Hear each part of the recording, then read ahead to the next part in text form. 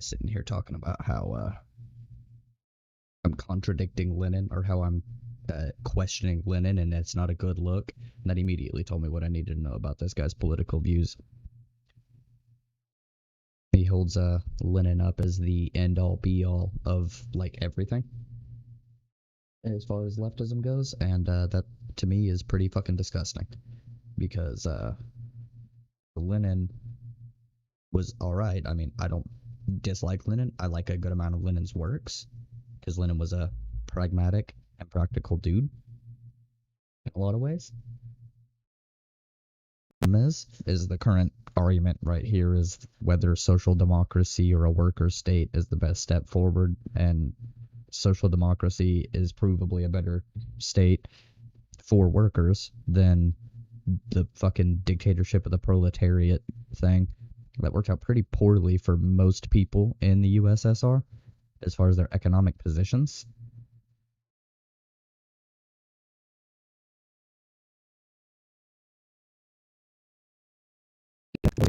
That didn't require you to be part of the party before you could vote,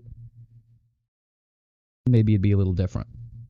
But the way that the USSR ran, nah. No thank you. I'm here to expand democracy to people. I'm here to expand workers' rights, a better life for everybody. And Lenin's system didn't necessarily improve workers' rights. It kind of improved the living conditions. I mean, it shot the economy up over 30 years to be able to compete with the United States, and that's a pretty big deal. The thing is that Lenin's mode and Mao's mode were going from unindustrial, like fucking agricultural type agrarian societies to become a developed industrial society. Worked extraordinarily well as far as building the economy up in those kinds of countries. They were developed specifically for underdeveloped nations. That's what those strategies were made for. That is why China did so well and is still doing well, even though they've had quite a few reforms on the Communist Party. They're not a communist state. That's an oxymoron.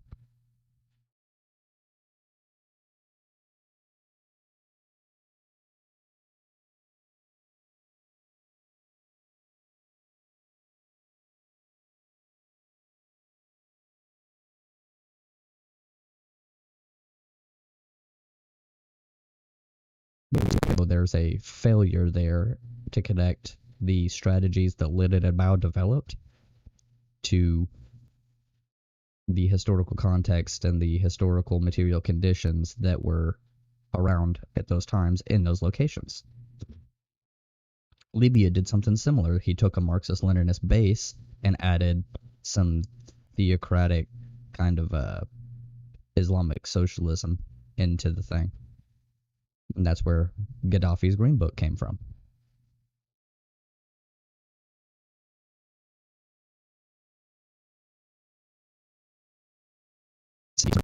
I will hold my guns on that. I will fucking stick to my guns there. The U.S. caused the death of Muammar Gaddafi. Not just the U.S., but in large part. Gaddafi didn't do himself a whole lot of favors, but life's worse there without him. Libya's rival military committees have been meeting in the city of Sirte for the last 3 days.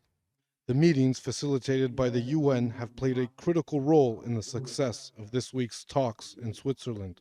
A nationwide ceasefire was agreed last October in Geneva, which stipulated that all foreign fighters should leave the country within 3 months. But the fighters have failed to withdraw by the January 24th deadline. And the deal also called for the main roads between eastern and western Libya to reopen. A member of the Joint Military Committee says that will happen once they remove landmines from the area. We agreed on opening the road between east and west, and we've agreed to start the process of clearing mines through the specialist teams that will start their work on February the 10th and end on February the 25th.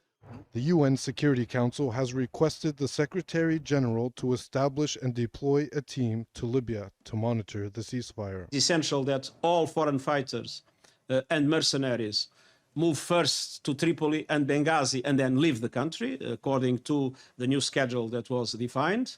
And it is essential that everybody.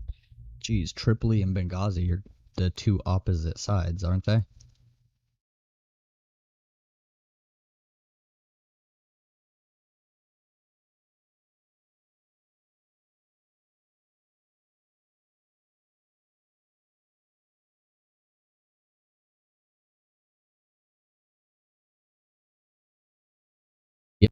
Here is where they're splitting this? East and west? Where is the law gonna be?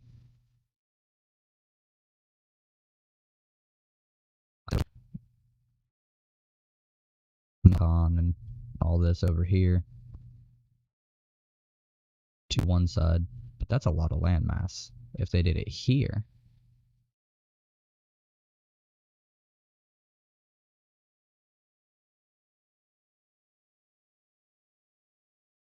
this way is east. That's a little bit more fair, and then they can clear the roads in between, which I believe this road, this might be a road. So these roads all have fucking landmines and shit in them. Jesus.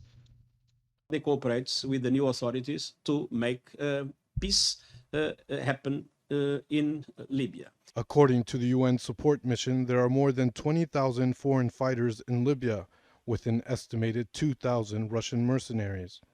Moscow was one of warlord Khalifa Haftar's biggest supporters in his 14-month failed military campaign to take control of the capital, Tripoli. The U.S. Africa Command has said Russia flew fourth-generation jet fighters into Libya, with neither Haftar's forces nor private military companies having the ability to arm, operate, and sustain the jets without state support.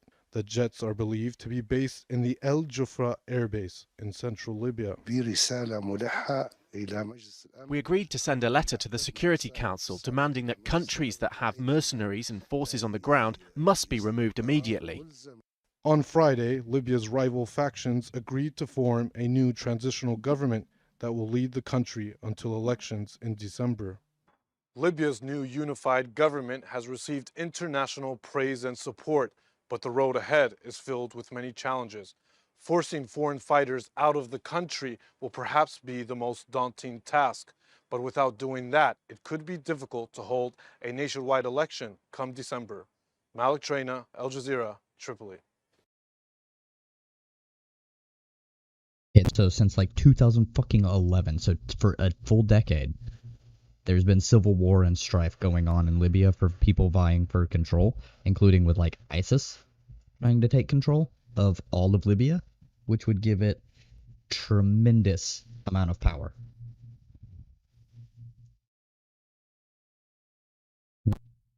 Me, not necessarily a fan of things like ISIS.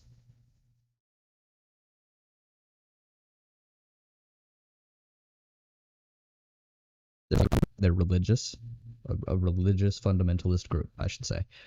Not a big fan of those. Even left-wing religious fundamentalist type things, if they existed, I would oppose, because I don't like religious fundamentalism.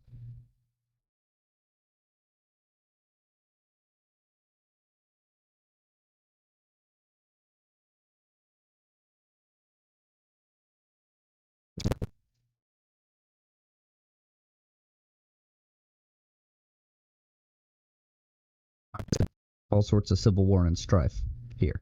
Now, if you look, Libya is a big goddamn place. Libya is almost the same size as Saudi Arabia.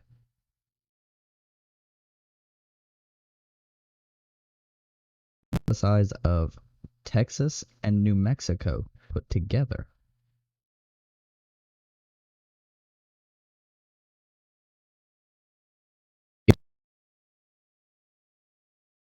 Or Louisiana.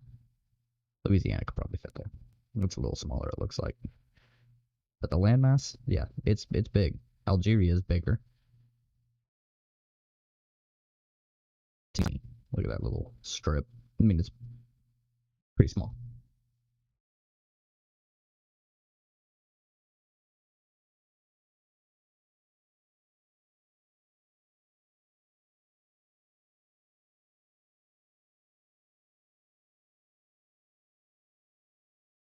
I think that would bode poorly for all, like,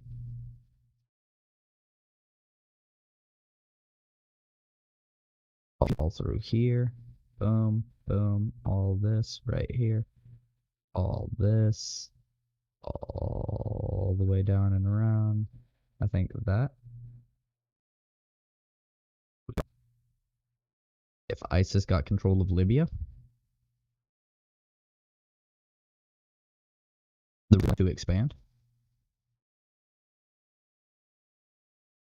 of Chad or Niger or Algeria or Morocco or Tunisia. I don't know what kind of cultural strength, military strength, individual strength. I don't know much about any of these places, honestly. The place that I'd be the most worried about, the Central African Republic, the Republic of the Congo, and the Democratic Republic of the Congo. Because from what I remember reading, they were having a rough time still, and they'd been having a rough time since, like,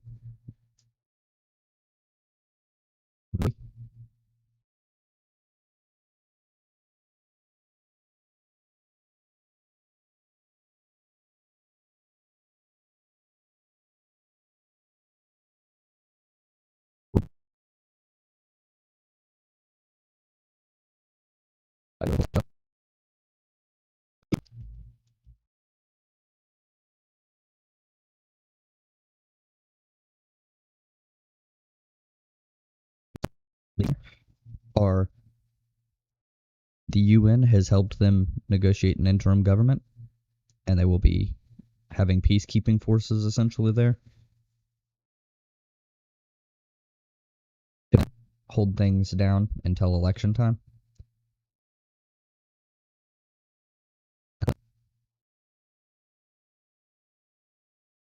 The UN, the US, any of that shit, where they kind of install their own fucking puppet into Libya's government.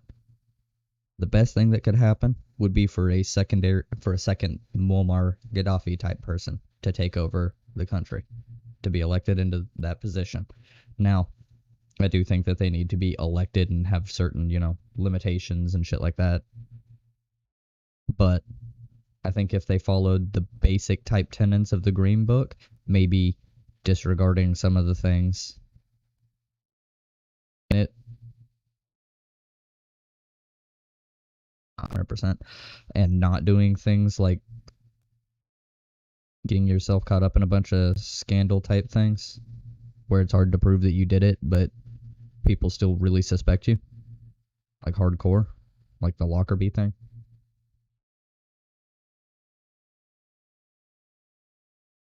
Brutal dictators.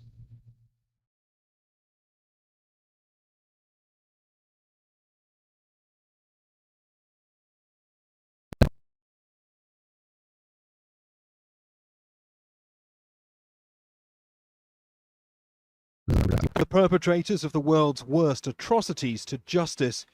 More than 120 countries and states accept the International Criminal Court's authority, including Palestine, where the ICC now says it has the power to investigate suspected war crimes by the Israeli military and armed Palestinian groups such as Hamas. The decision was quickly and fiercely rejected by Israel, which isn't a member of the court and doesn't recognize its jurisdiction. When the ICC investigates Israel for fake war crimes, this is pure anti-Semitism. The court established to prevent atrocities like the Nazi Holocaust against the Jewish people is now targeting the one state of the Jewish people. No. It wasn't meant to stop things against Jews, okay? It's meant to stop atrocities against humanity in general. That includes if the state of Jewish people is also doing horrible things. You've annexed territories. It's well documented. So shut the fuck up, Benjamin.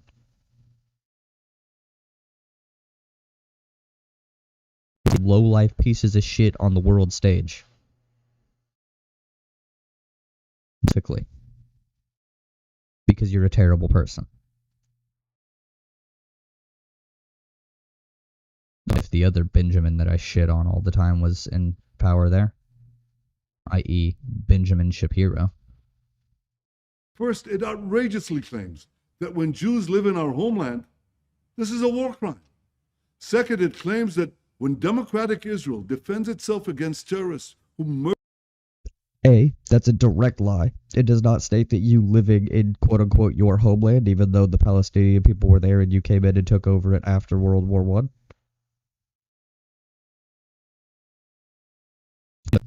Because, you know, what the fuck ever? You lived there like 4,000 goddamn years ago? That doesn't mean anything to me. That was 4,000 years ago, buddy. Y'all left. Y'all moved away.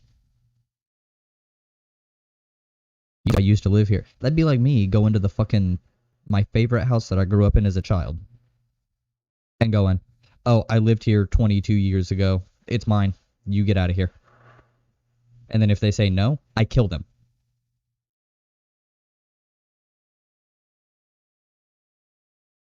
From me trying to take their home and I kill some of them, then the police come in and they target the people who live in that house currently. That's the exact same fucking thing, just condensed down to me and a family. No.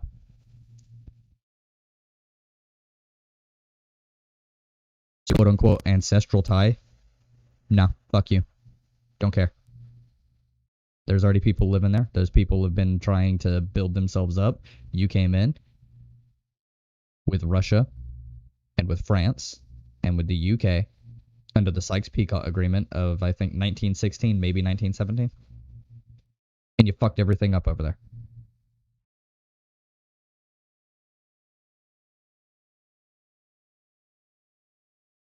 To help Jewish people who've been facing prosecution in Europe to where they could go. Now, it was anti-Semitic to do in the first place because it was a way for Europe to, quote-unquote, humanely deal with the Jewish question. Which at the time, the Jewish question was what to do with all the Jewish people in Europe.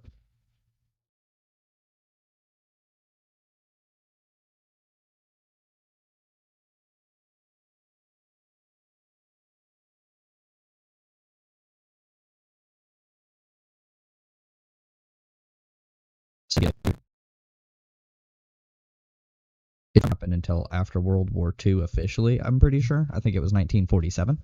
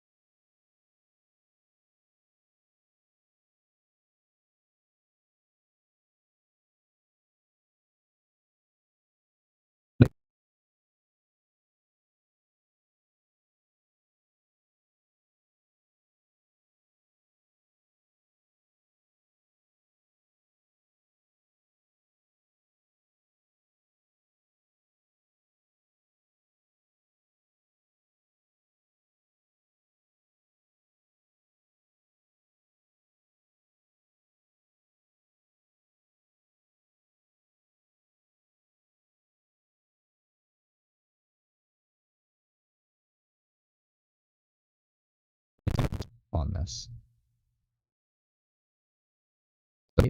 Israel was founded, it had some pretty distinct borders. Then they engaged in an act of aggression in the 1967 Three Days War or whatever, and then they took over more territory. They annexed the West Bank and the Gaza Strip because they wanted it. Oh, and East Jerusalem. And then they just left it as an open-air prison for the Palestinian people. They've been bombing schools and hospitals.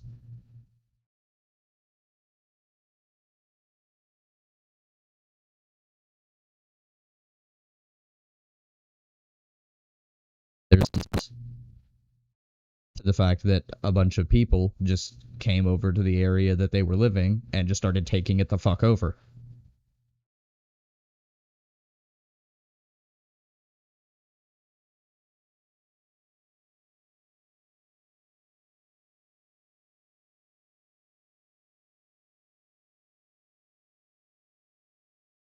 Now, anti-Zionist, anti-Semitic?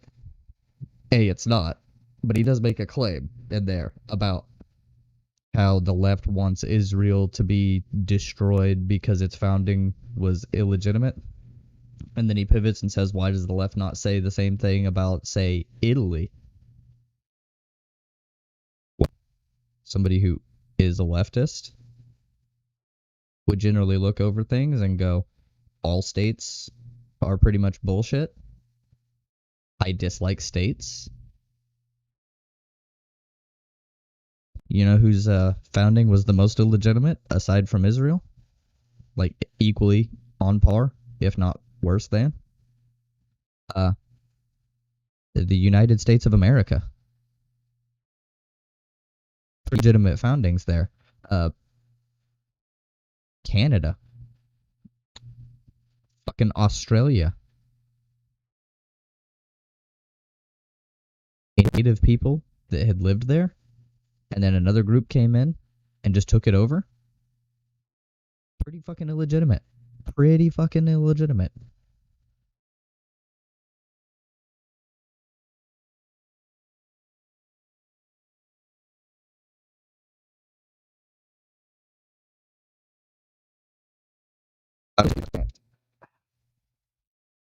I can't necessarily make the claim that Italy's founding was illegitimate. I don't know about.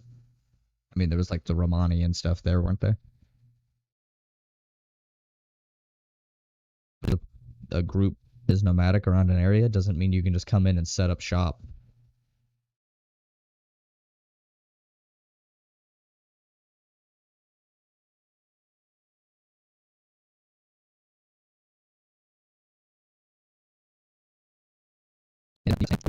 Had villages.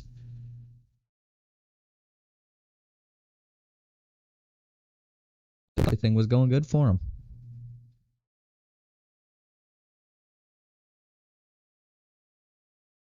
Life the way they saw it. And so the Europeans came over and just fucked it up. Now look at the hellhole we live in.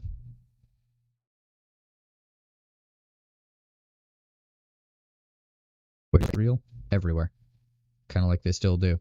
There's a lot of Jewish people that don't live in fucking Israel.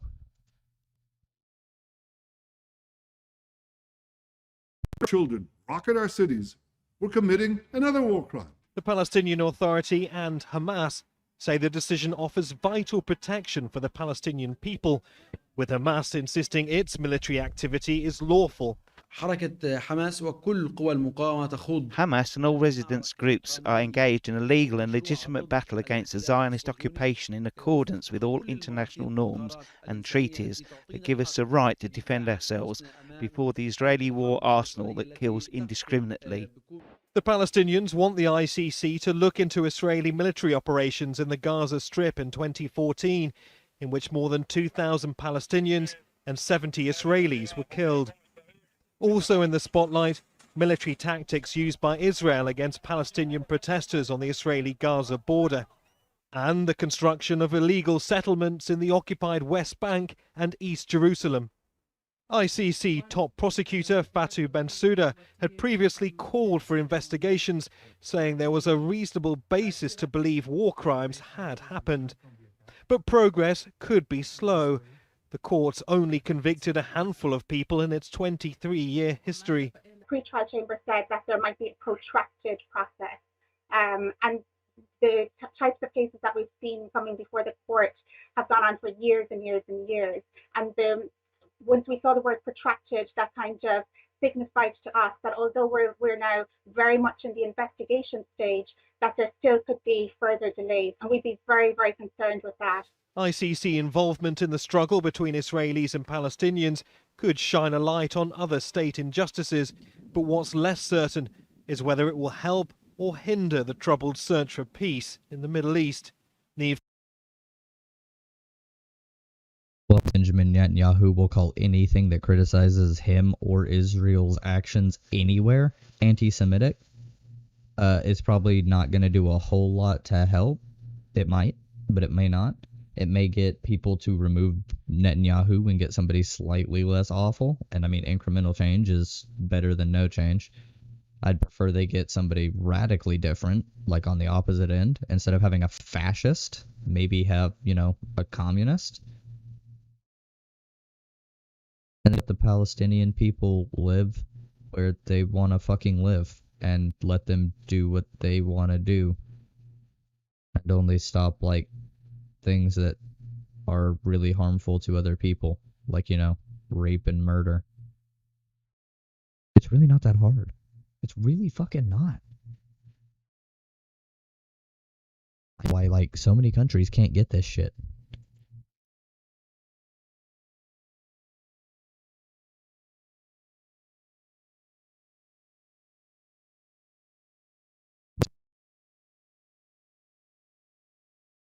Stupid.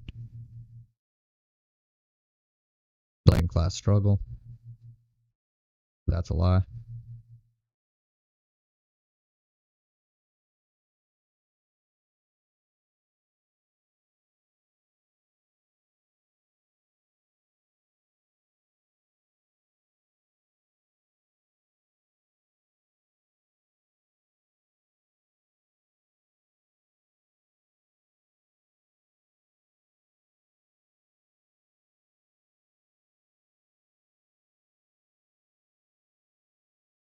On early data from a trial. The study from South Africa's University of the Witwatersrand and Oxford University showed the vaccine had significantly reduced efficacy against the variant, according to a Financial Times report. The so-called British, South African and Brazilian coronavirus variants are among those currently most concerning for scientists and health experts. These appear to spread more swiftly than others. The newspaper said that none of the trial participants, of which there were over 2,000, had been hospitalized or died. However, AstraZeneca said it's not been able to properly ascertain the vaccine's effect against severe disease and hospitalization, given that the subjects were predominantly young, healthy adults. The company said it believed its vaccine could protect against severe disease, given that the neutralizing antibody activity was equivalent to that of other COVID-19 vaccines that have demonstrated protection. While thousands of individual changes have arisen as the virus mutates into new variants, only a tiny minority are likely to be important or change the virus in a significant way, according to the British Medical Journal.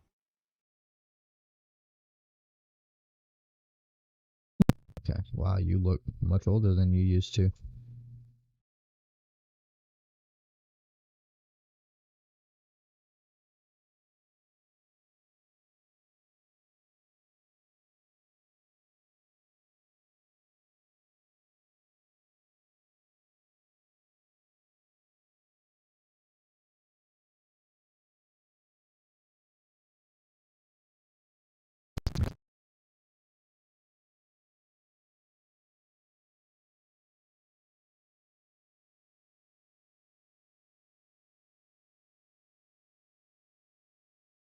Second day on Sunday to denounce last week's coup and demand the release of elected leader Aung San Suu Kyi.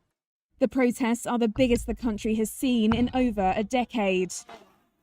Crowds filled the streets of Myanmar's biggest That was my neck. city, Yangon, sporting red shirts, flags and balloons, the colour of Suu Kyi's National League for Democracy party. Many gestured with a three-finger salute, which has become a symbol of protest against the coup. We have a right to show our disagreement that we're against the dictatorships to prevent inequality, oppressions, in accordance with the democracy. We need to get rid of the fear. I take part in this revolution as I believe that the military dictatorship will fail if we bravely join forces. There was no comment from the junta in the capital Naypyidaw, some 220 miles north of Yangon. In the southeastern town of Miyawadi, shots were heard as armed police tried to break up a large crowd. It was not immediately clear if there had been any casualties. On Sunday afternoon, the junta ended a day-long blockade of the internet that had further inflamed anger. The United Nations Special Rapporteur on Myanmar has said more than 160 people have been arrested since Monday's coup. The military takeover has halted the Southeast Asian nation's troubled transition to democracy and drawn international outrage. And with the protesters, get rid of the military. Now that sign, I would have made fun of whoever wrote it if they were born in and raised in America, but that was because of the military misspelling. But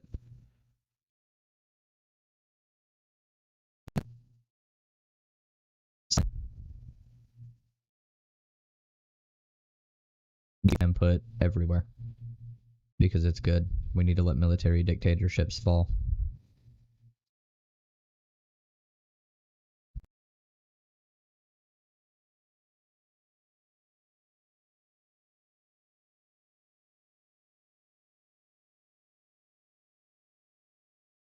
It's a pretty interesting place to go to learn things.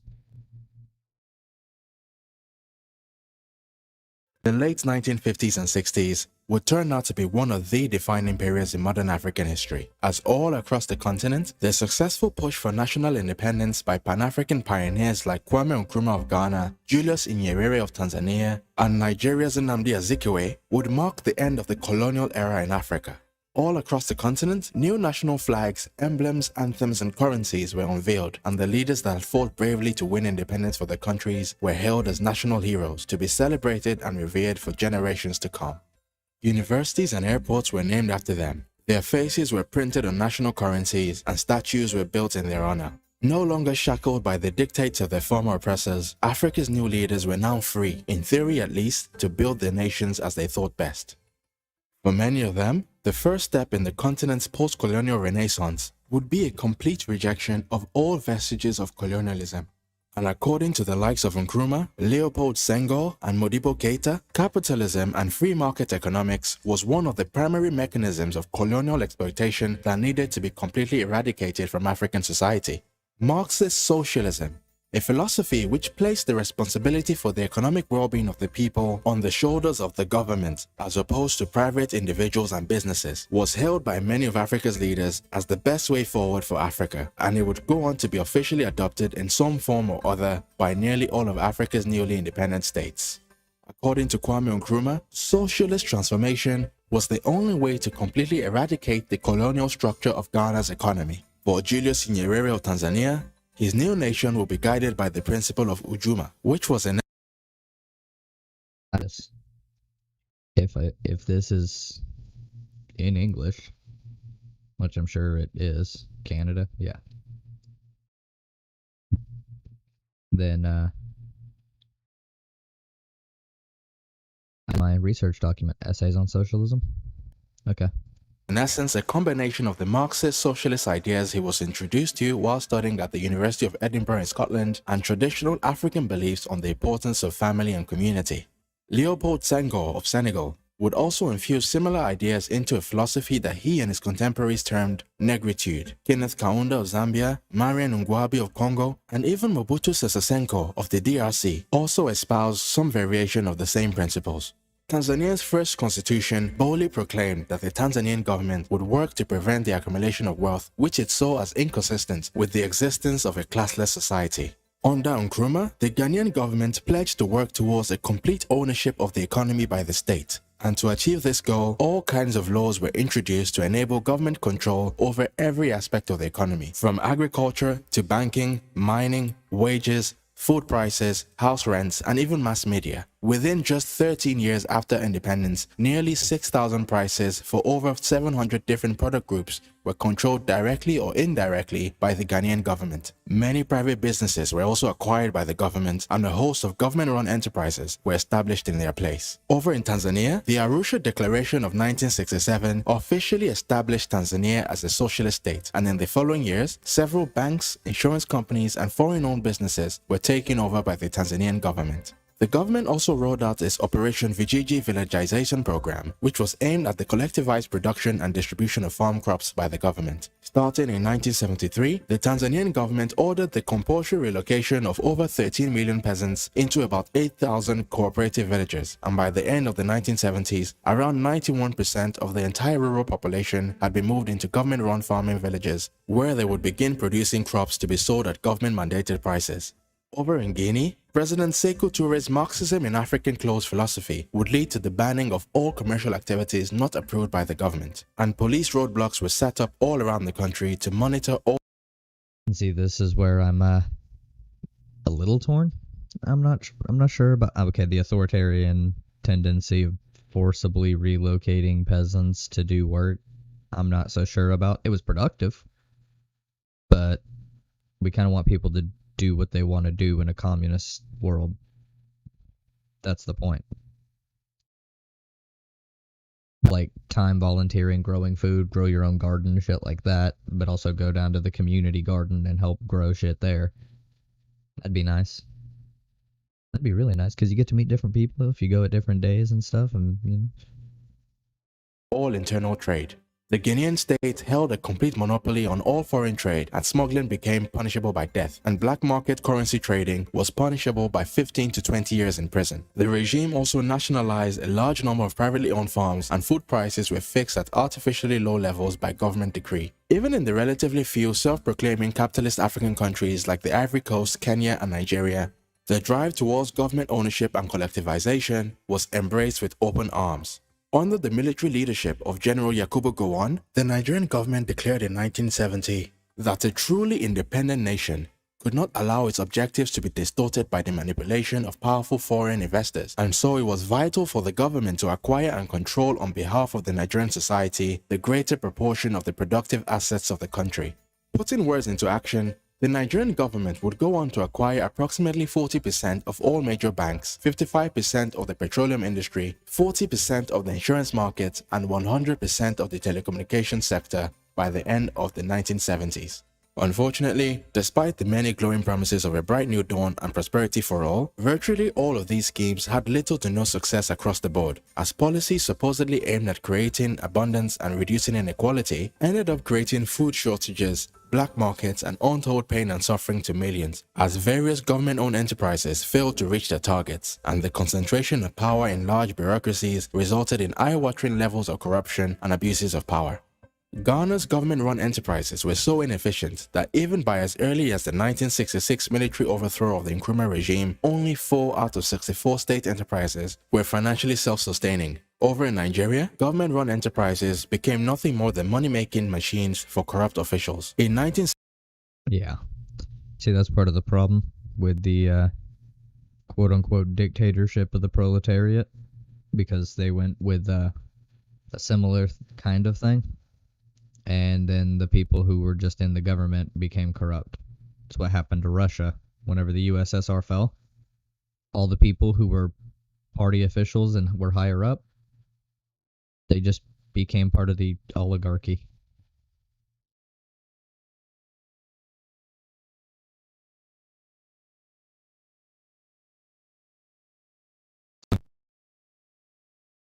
The Nigerian government commissioned a steelmaking furnace known as the Ajaokuta steel mill. Either by willful ignorance or by administrative incompetence, the steel mill ended up being built on a site that was too far from the region's iron and coal deposits, rendering it basically useless. Over the course of 4 decades, Russian, German, and French technicians will be paid billions to make the mill operational with little or no success. By the year 2017, the steel mill, which was reported to have reached 98% completion as far back as 1994, had still not produced a single unit of steel, even though the federal government had spent over $10 billion on it over the course of 34 years, and claimed it would require another $2 billion to complete the remaining 2% of the project. By 2019, the mill had attracted $8 billion in additional government subsidies, and still without producing a single beam of steel, over 100,000 workers were reported to be listed on its payroll.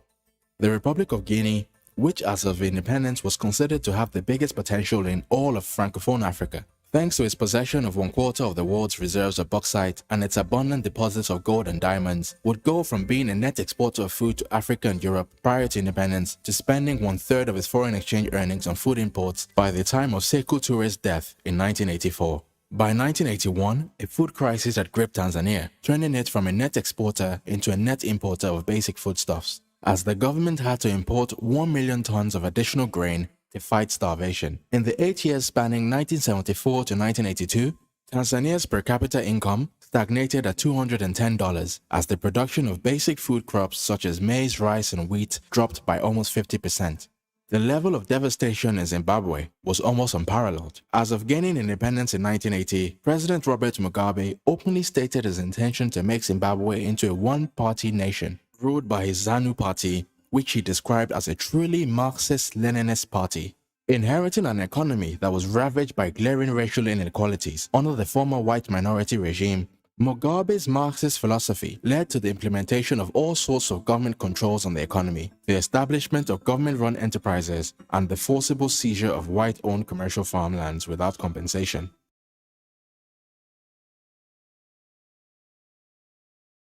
Do you see the trend here? Every single one of them, Marxist-Leninist. They're tanky. They were real. They did the shit. They tried.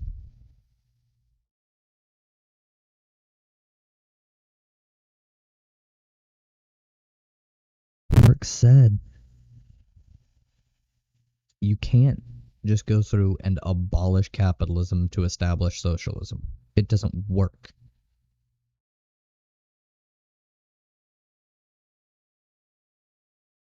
But until we can find a way that isn't fucking awful like this, it doesn't work. About gradual transitional changes. Marx was an economist. Lenin, as far as I am aware, was not an economist.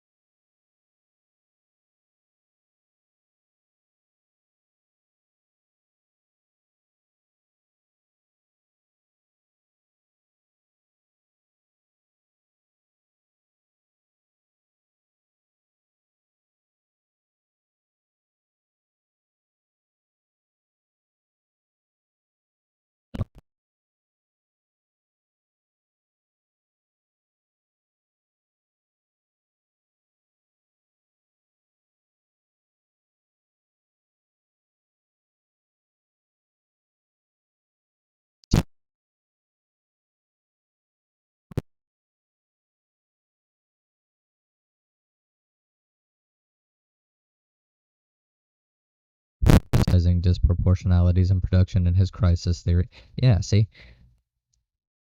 Even people who analyze Lenin and Marx come to the conclusion that Lenin just misunderstood or overemphasized certain things. Other things. Now, can I say that it failed 100%? No. The economy of Russia skyrocketed in an industrial sense.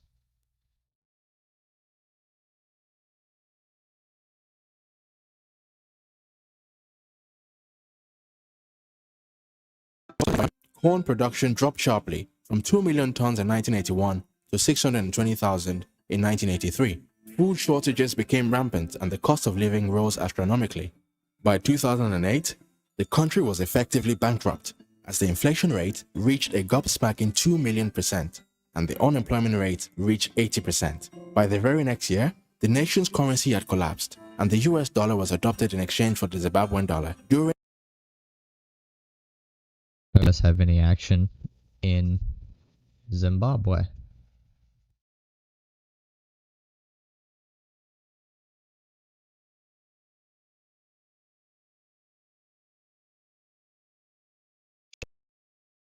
No.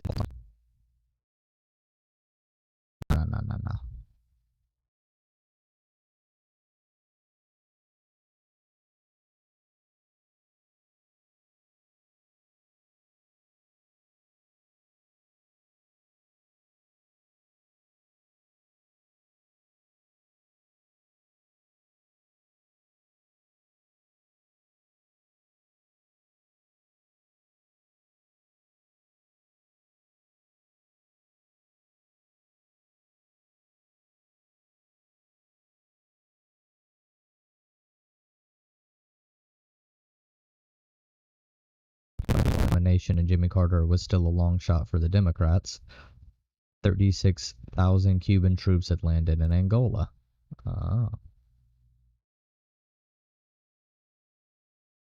State Henry Kissinger. Yeah.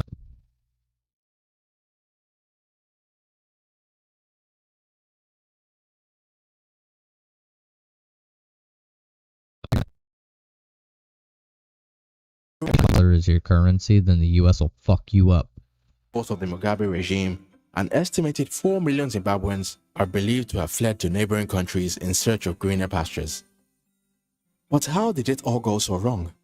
How could policies with the stated purpose of improving lives result in the direct opposite? For many commentators, the failure of these policies were not caused by the policies themselves, but due to a combination of foreign interference by the US and other world powers, as well as the moral failings and incompetence of the various government officials responsible for their execution. However, for a select few intellectual dissidents, such as Ghanaian economist George Ayite, it was the policies themselves that were to blame. According to Ayite, the good intentions of visionaries like Nkrumah and Nyerere were undoubtedly bound to be overruled by the greed and power lust of the individuals tasked with executing their grand visions. With the rollout of various government controls on the economy, the ruling elites discovered that they could use their powers to enrich themselves and also punish their political rivals. For example, by charging bribes for the granting of commercial licenses and by shutting down media houses that were critical of them. For Ayite, it was also no surprise that the various government-owned enterprises were inefficient and badly run, as they simply had no incentives to deliver in the same way as the private enterprises that preceded them. That's not true. I will 100% agree with the potential for corruption to take over and the likelihood of corruption to take over whenever you just smash a capitalist state and try and install. Yeah, it doesn't. Yeah. Incentives to deliver? There's definitely incentives to deliver. There's always a better incentive for the government to deliver a good service than there is for a fucking capitalist to. I disagree with this. George Ayete, you're wrong here. There was no need to innovate or pursue excellence, as most of them operated as monopolies with no domestic or foreign competition, while they kind of like pretty much everything in the USA, which is a capitalist country. Like my cable. You think fucking cable TV has gotten better? No. They haven't upgraded cable boxes since they came out with the motherfuckers. There's no innovation there. They went, oh, it works, and we get to charge a shitload of money for it. Fuck you.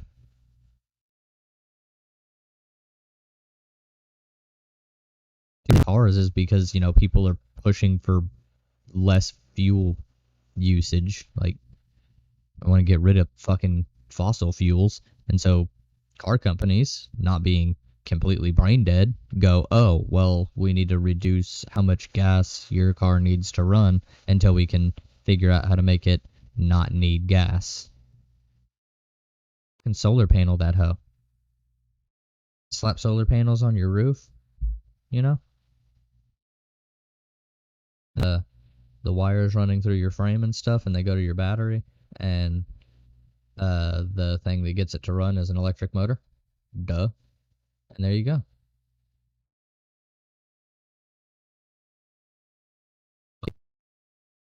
Solar panels in the roof, on the hood.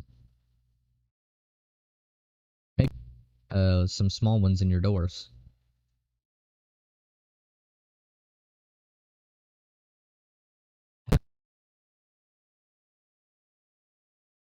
Phone service would. Oh, but yeah, no, as for innovation, like 97% of innovation comes out of public funding to universities for research and shit.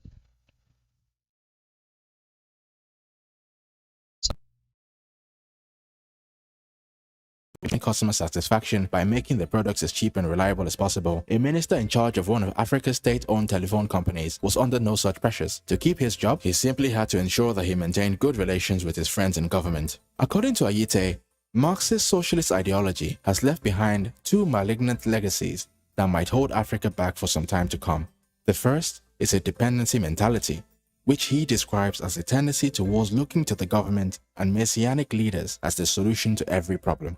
Rather than placing the emphasis on the ability of Africans to help themselves through their individual ingenuity, inventiveness, and hard work, Ayite alleges that many of Africa's founding fathers preferred to build cult-like followings by presenting themselves and their policies as the ultimate solution to all of Africa's woes. And even till That's not a problem with socialism, that's a problem with demagogues. You're misplacing where the blame goes. You're looking at a problem and you go, wow, these policies look like they would really help people. But these people who are supposed to enact them are really corrupt. What?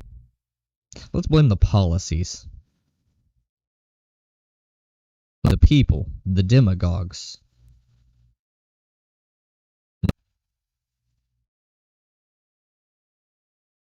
Socialism.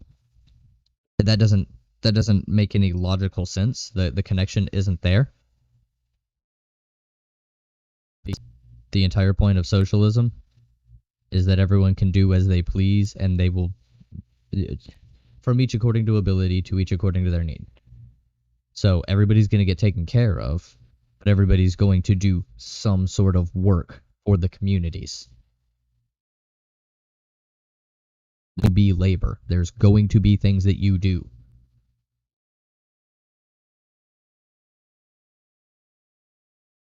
Work would also change.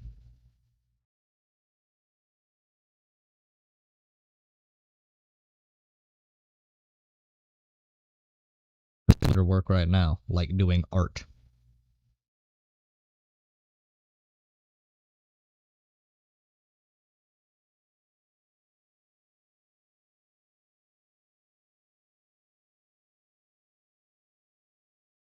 Multiple styles of art. There's different ways that art can be done. You can do art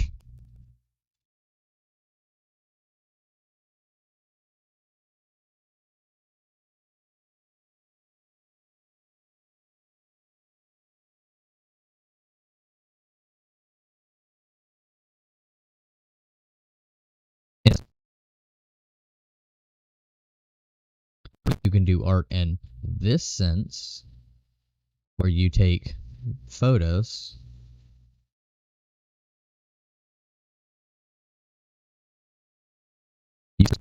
making video games is an art form. Video games themselves are an art form.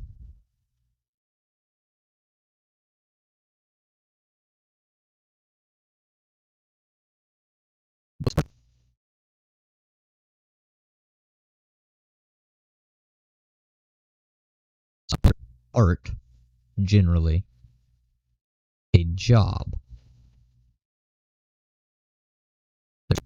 Out of all the things that you consider art that are labeled, that people would consider a job as opposed to a hobby, making video games and writing books. That's it.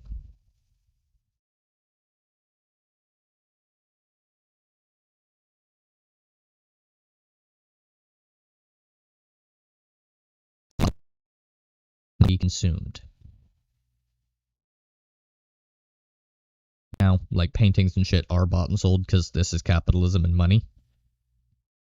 But that's not their primary thing. That's not what they are made to do. A lot of books are made to be bought and sold. Like, fiction and shit, that's mostly why it's written. Somebody had an idea, but they knew that they could write it down and probably sell it. I've written a few books that I knew that I wouldn't be able to just put out and sell. Now I don't have access to them anymore because they're on... I've got 3 on one of the dead laptops in my closet and another one on a different dead laptop in my closet. One of them runs Windows 2000, y'all.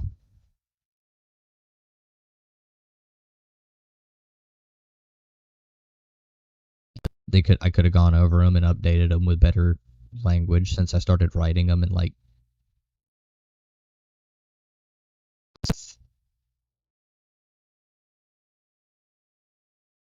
Yeah, this one. And I was way dumber then than I am now.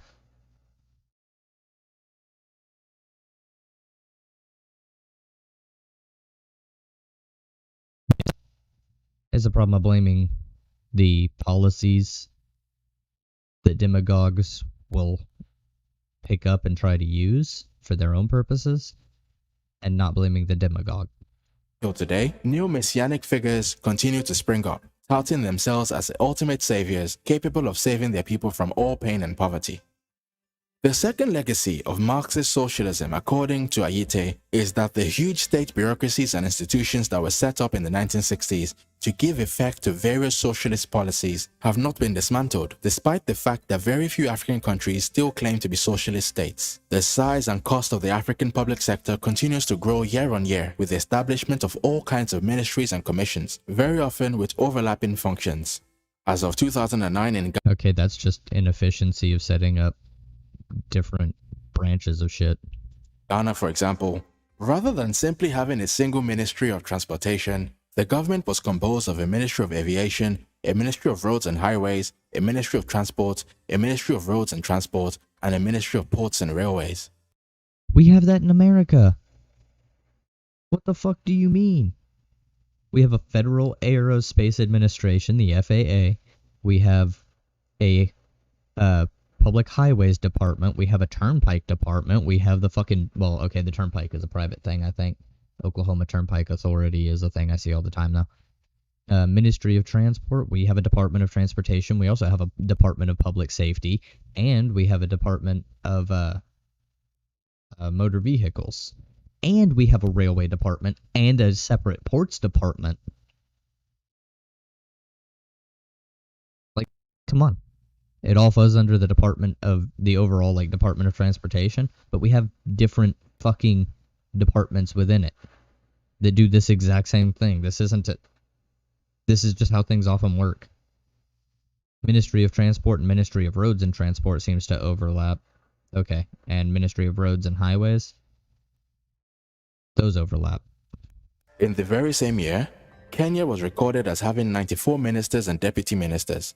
Zimbabwe, despite its crippled economy, had 82 ministers, while Angola had 88. As of 2017, Ghana was recorded as having a record-breaking 110 ministers, and as of today, under the Akufo-Addo administration, Ghana now boasts of a total of 123 ministers. Rather than looking towards reducing the cost and size of government, the trend all across Africa seems to be towards the creation of more and more commissions. Okay, so this is right-wing shit. You can generally learn a good amount of the history of people on here, from what I've seen. That's why I subscribe to them. But, no, I'm gonna dip this video. I'm sorry.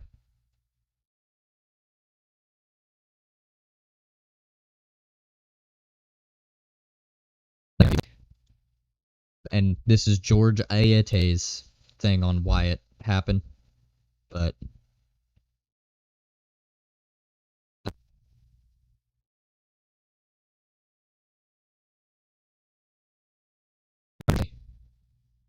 on his analysis of the situation. And it comes down to he's blaming the policies that a demagogue might have that, is just pretty basic leftist policy. And he's blaming the policies instead of the demagogue who uses them to get in power and fuck everything up. Right? That's not my fault. That's the fault of the demagogue.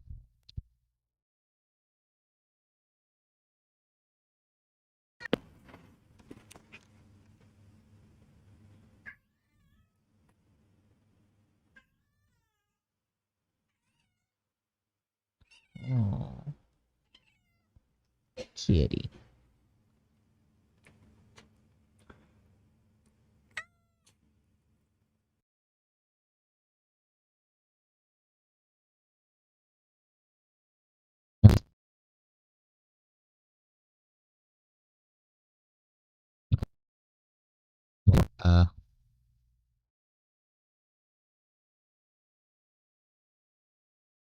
Yemen. The United Nations says it has the worst humanitarian crisis on the planet. And in a world with all sorts of problems, that is saying something. Yemen went from being the heart of ancient Arabia to one of the poorest countries in the Middle East. And for the last 5 years, it's been torn apart by war. Local groups on the ground are fighting each other, while a Saudi-led coalition bombs from above. And caught in the fighting are millions of Yemenis desperately struggling to survive. So how did things get so bad, and is there a way out? We don't even have to finish this. We just need to get her to start, and the way out is already done.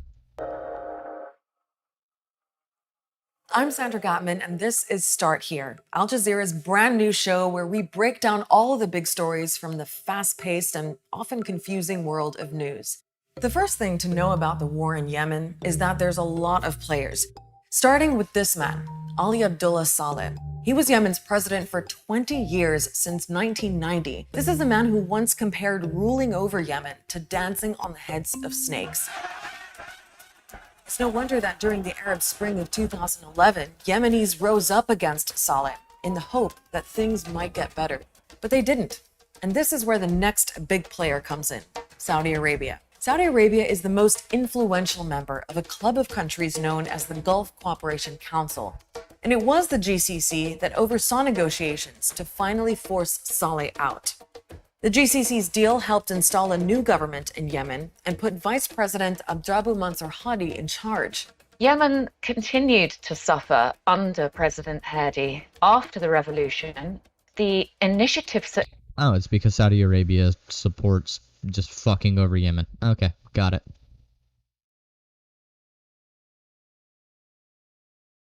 Area for Saudi Arabia and Iran.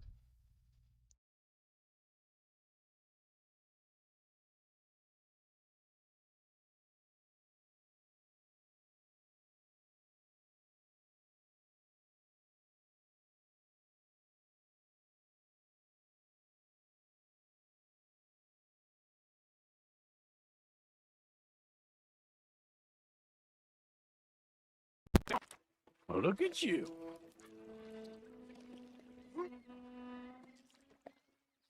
You're a fine-looking muskie.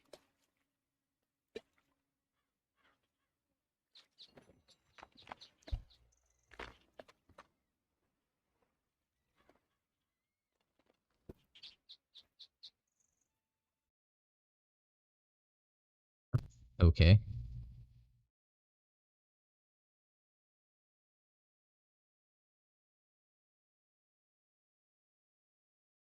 Got a nuclear deal.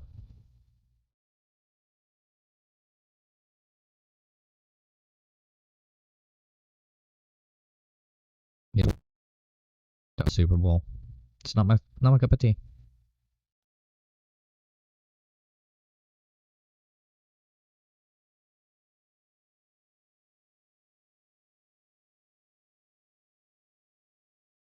I would contend and say that one of my best friend's cats individually is one of the deadliest cats. Motherfucker took an owl out after it got hit in the head by talons. It killed an owl. Now, he's not a little 2-pound cat. He's like a 14-pound house cat. But he still killed an owl. Come on. Look, he's so cute. He's a cute little kitty. I want one. Black-footed cat. Okay, that was it? Alright. Well.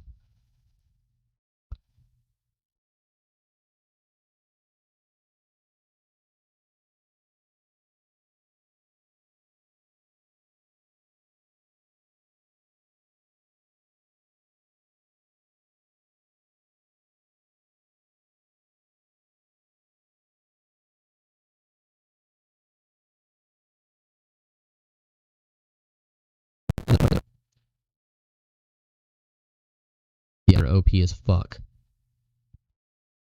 Don't mess with honey badgers, just so you know.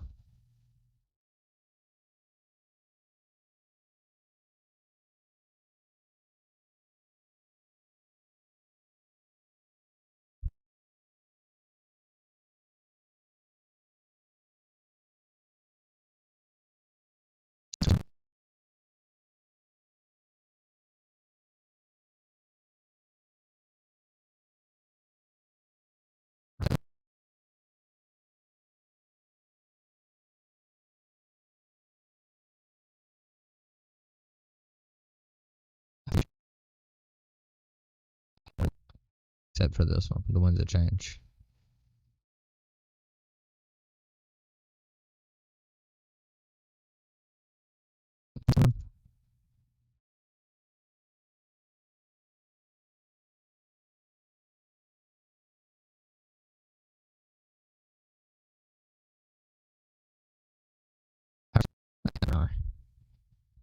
But we'll do one of these videos later on.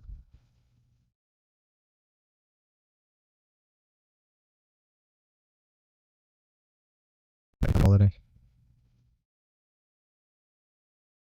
We'll do this one later.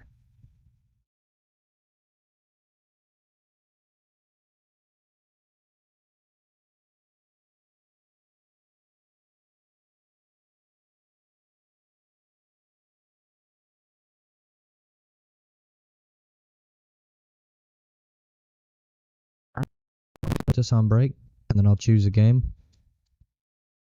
and we'll be back.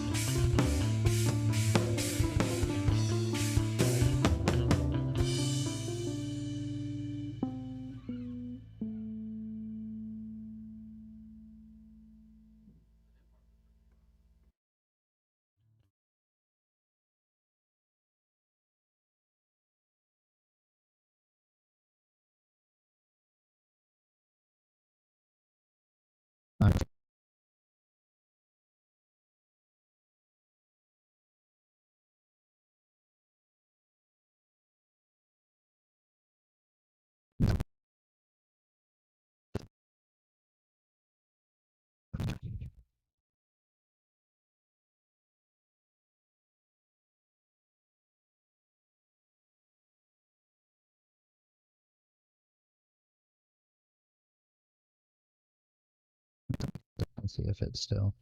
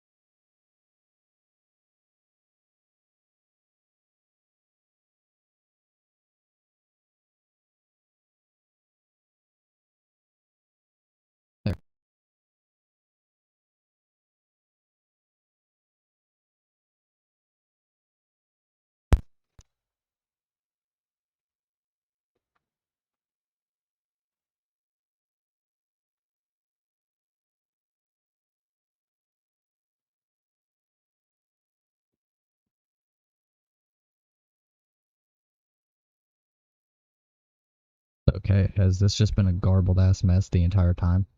Because if it has, I don't know what the fuck.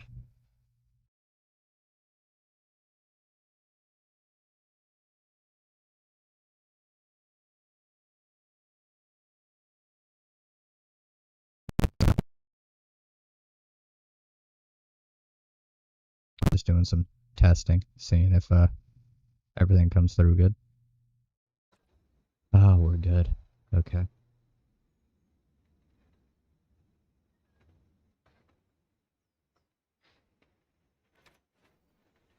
It is the PC lag.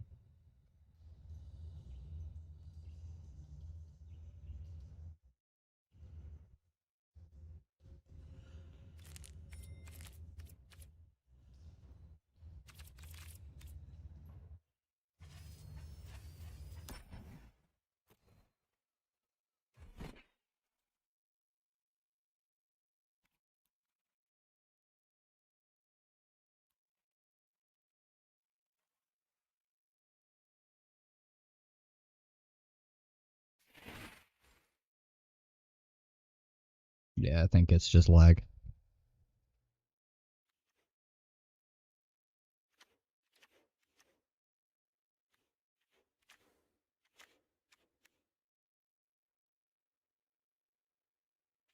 So we'll cut that. But we'll also cut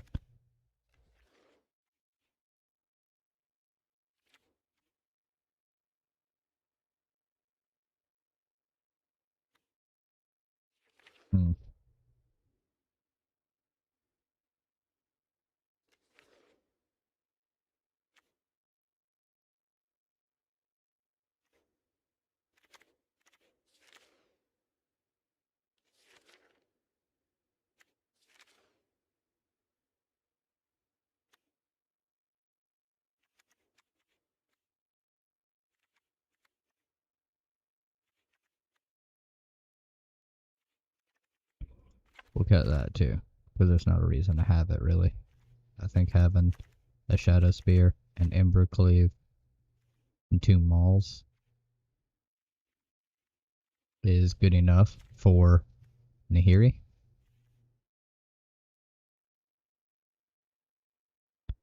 I've got 3 Cultivates. I don't think I need the Ravager's Mace either, so I've got 3 cards to add.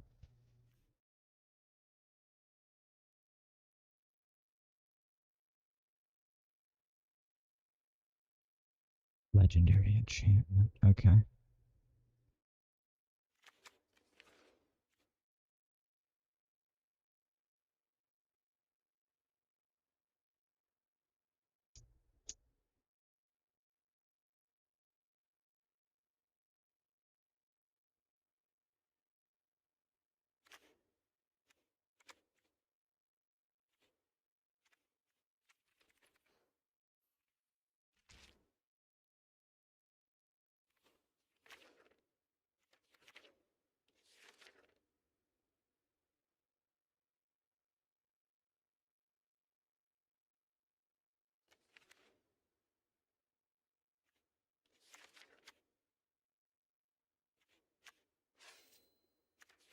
I'm trying to find a good card.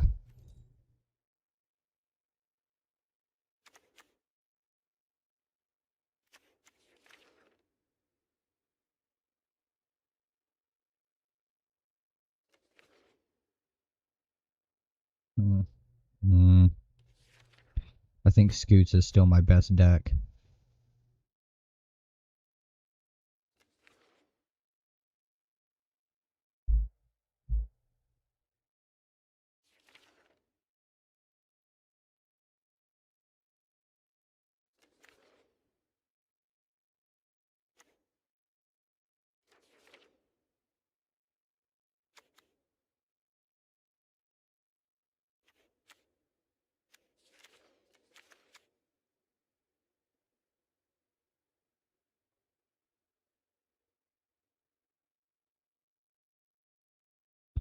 That goes well with Jace.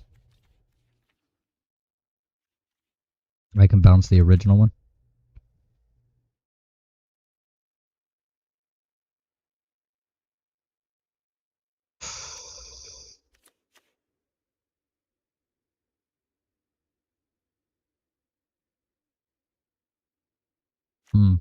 Okay, that's good. I've got 2 gods.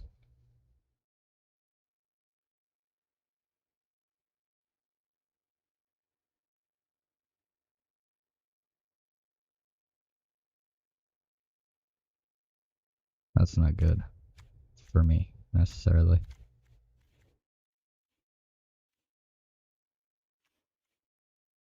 Oh, wait.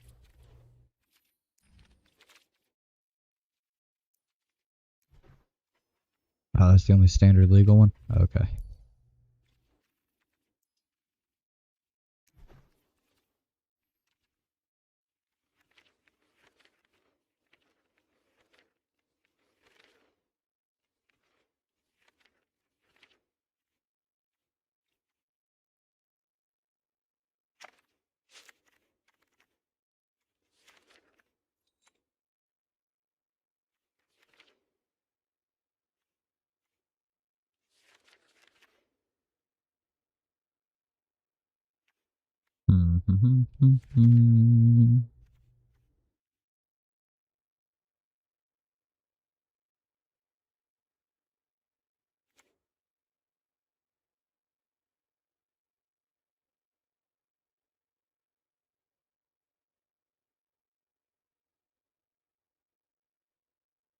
I think a midnight clock.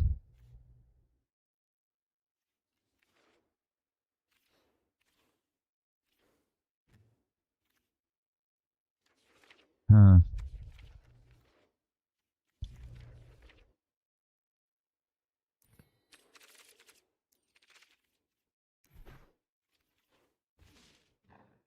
That's the only red walker right now?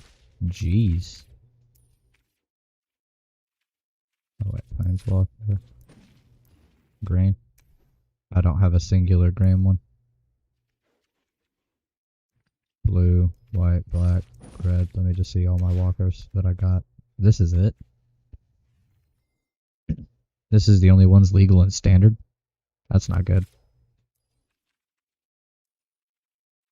Okay, well, enchantment.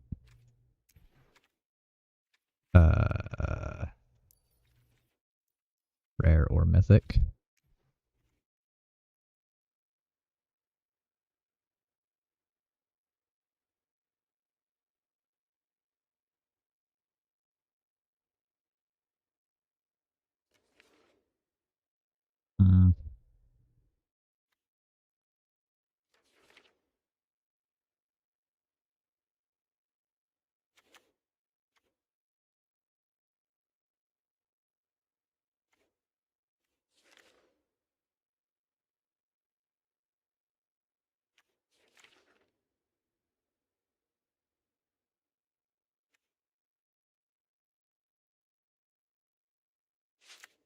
That's gonna be in there for right now until I can. Oh, you know what? Let's get rid of one of those, and we'll throw an Outlaws Merriment in.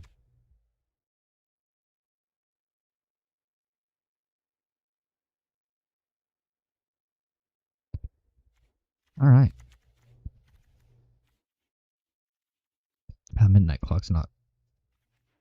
Alright, well, if Midnight Clock isn't a thing, then I guess.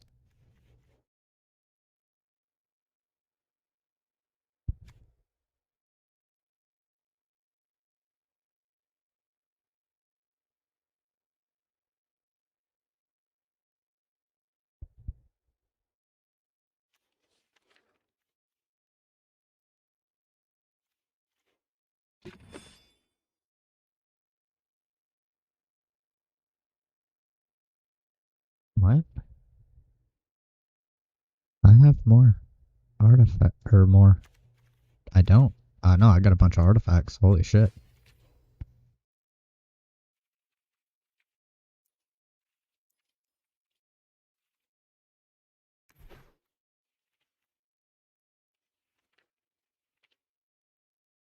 What? No, I got 4 Banishing Lights.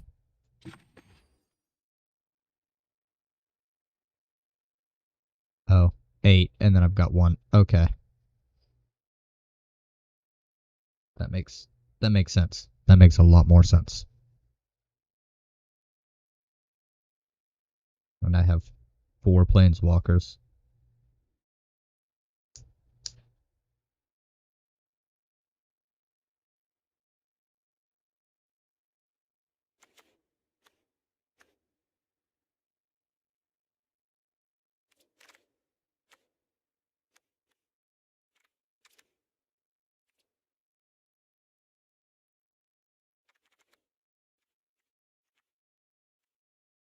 I've got a bunch of artifacts. I think this will work if I add.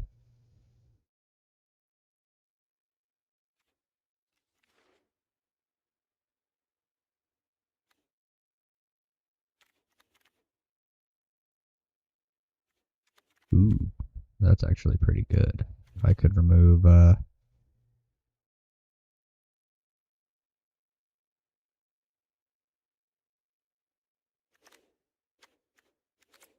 I think I need 2 of these.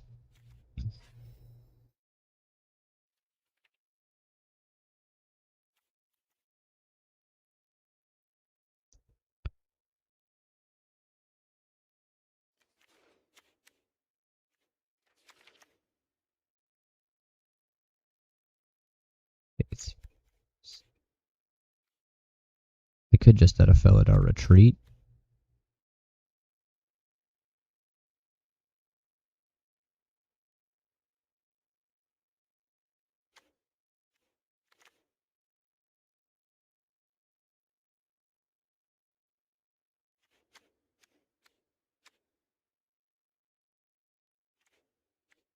Nope, I need to add more red. Actually, probably. Let me bounce that thing out. And let me.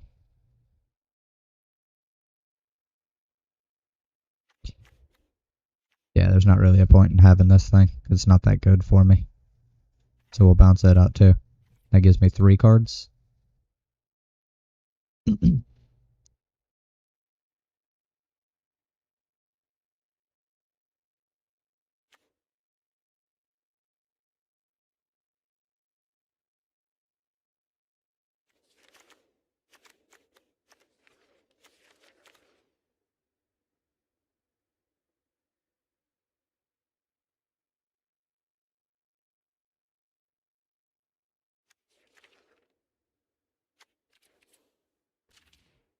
Oh, I need to... Let me do that. Let me see what I get.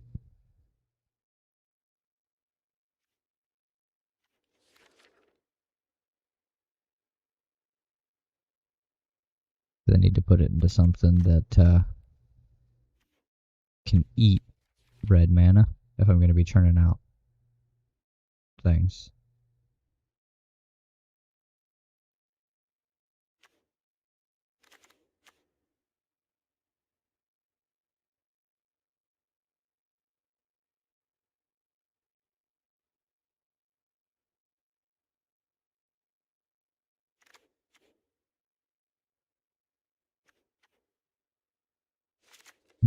I need to put one of those in regardless, I think.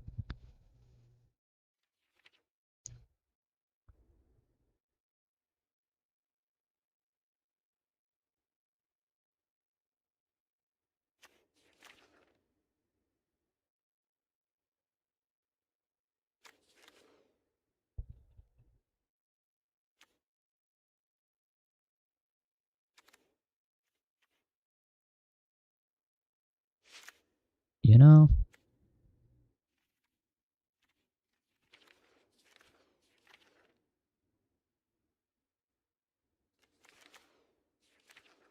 that might be the way to go.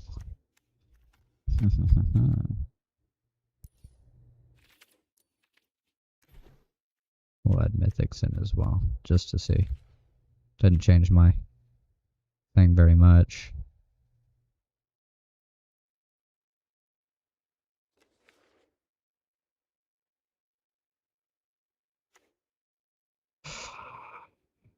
Okay.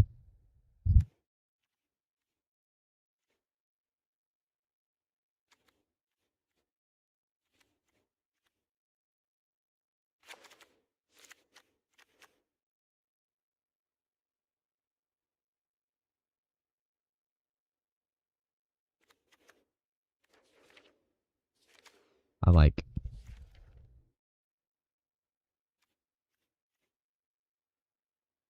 Because I might as well, you know, it's big shit, right?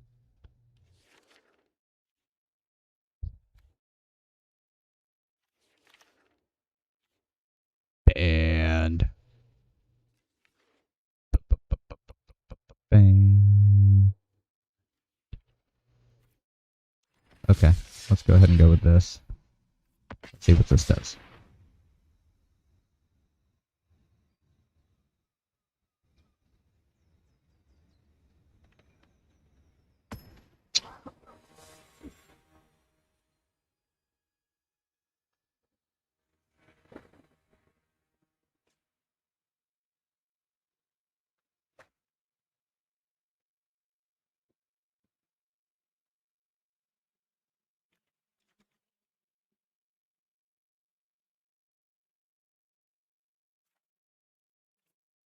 Winky.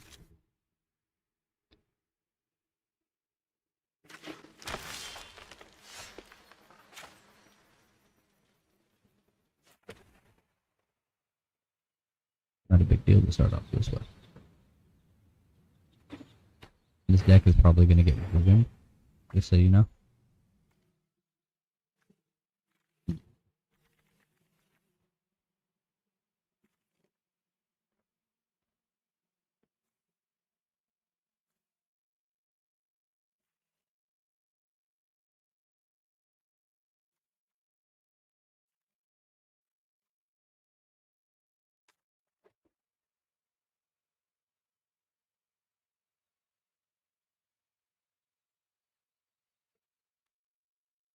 Taken. Make a path towards anything. Mana ramp.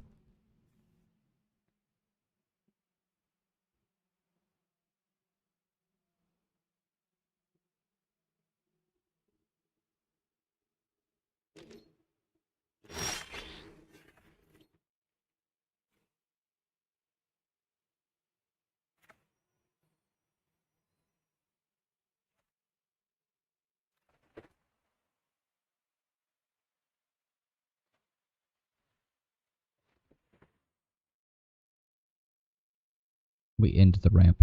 Unless he has fucking protection for it or some shit.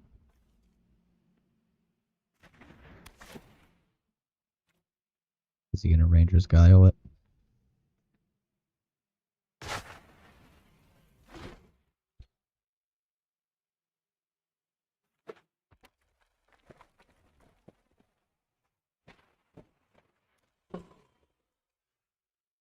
Ooh.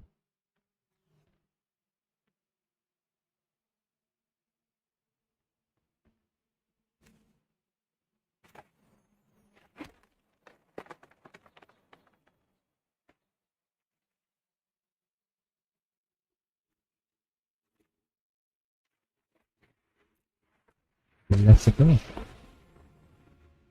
yourself, Heliod. I have killed one god. Courage will bloom in all who seek justice.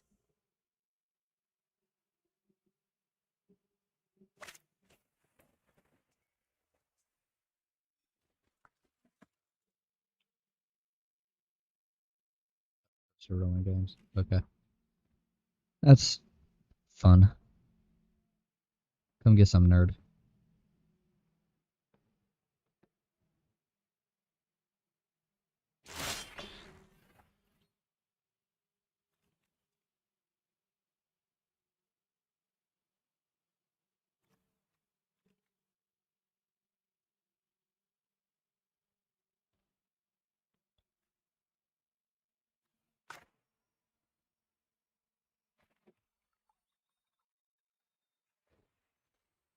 Get myself a black land, and I'm playing.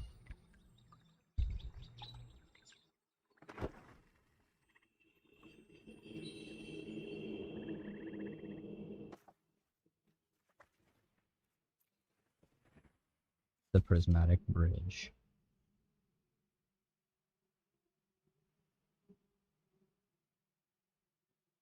Come on, buddy. What you got?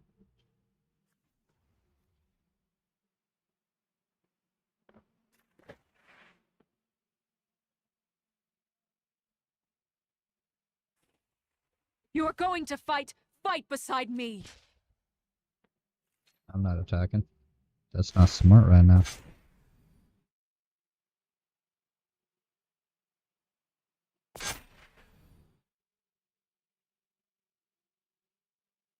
I'm here for the chumping.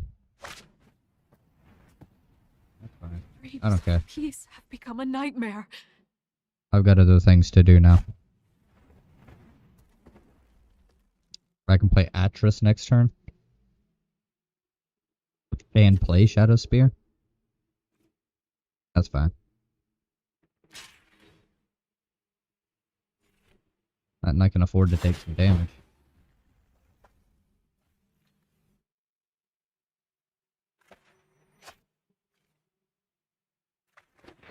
Two black land.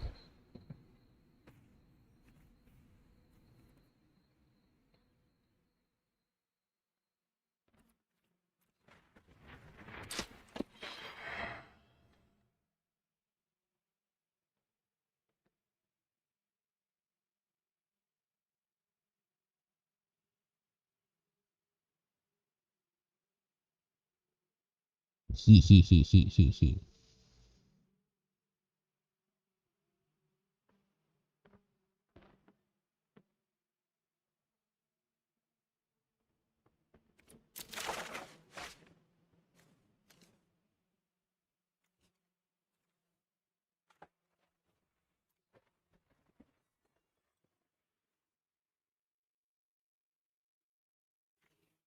Okay, so the next one is that.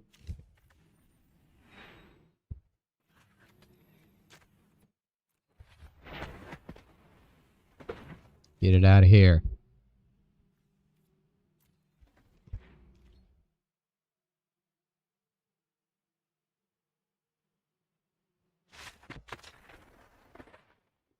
What?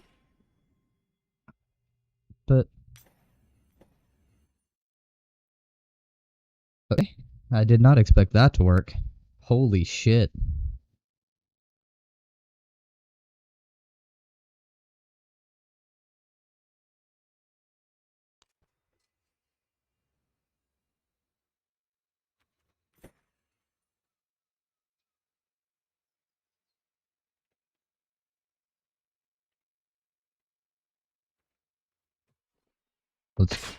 Let's go with another.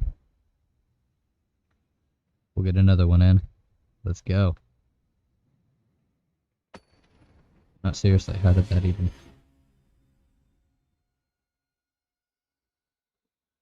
I truly don't understand how I did that with the deck I have.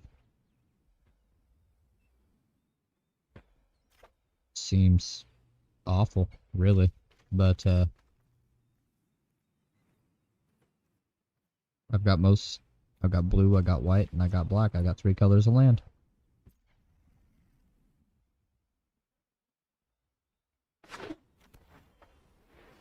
Cool.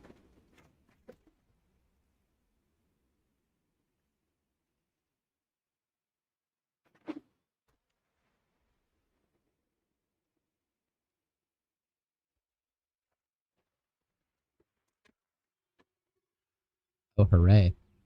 This deck.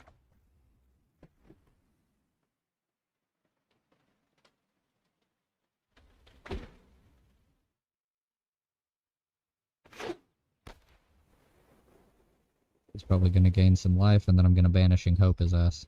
Or Banishing Light.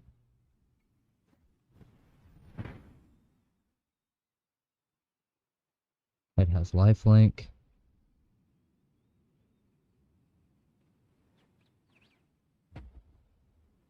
Oh god.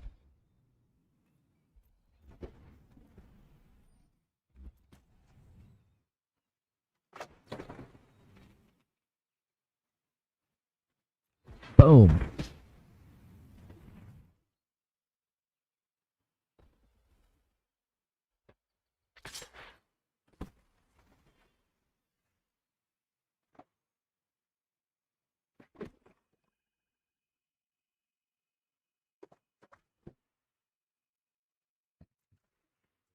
We'll let it slide this turn.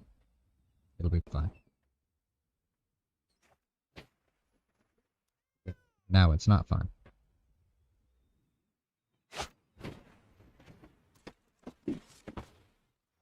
That'll grow to be a bigger threat. This is what I was hoping for. Okay, so first, okay, take this, activate ability, get me a green land.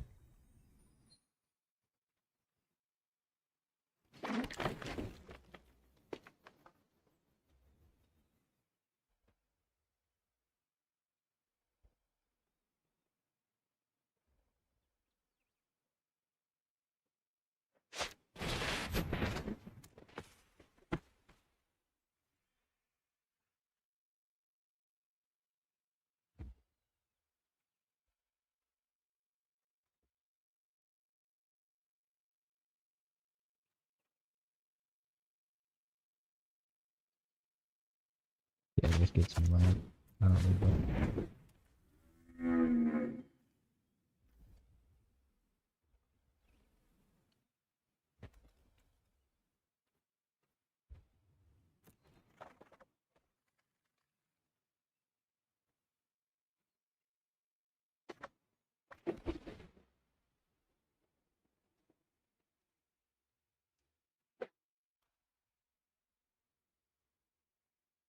Then if I cultivate, I need to get another white land and a blue land. No, a red. I need to get I need to get reds. Shit, I might just need to get 2 red land.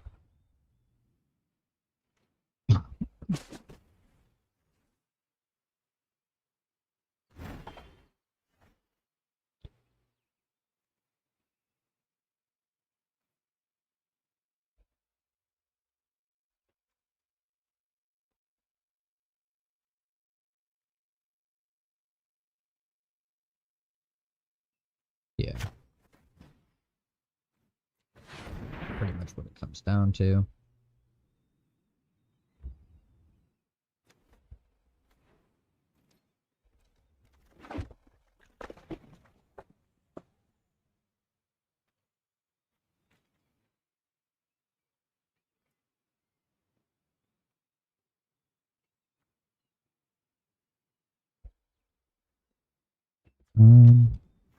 See, I've got the other one there.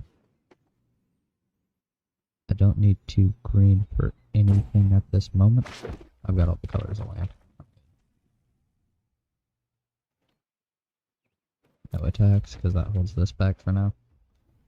And then my next turn is dropping the tectonic giant. And quite possibly Elspeth. If not Sigrid.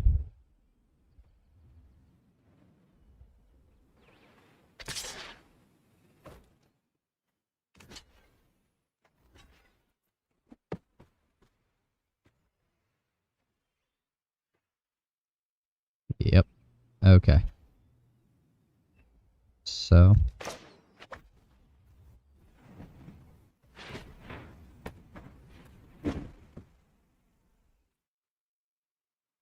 And then I can drop Sigrid. I can drop a land and play Elspeth. Let me drop the... Let me drop this and keep Sigrid.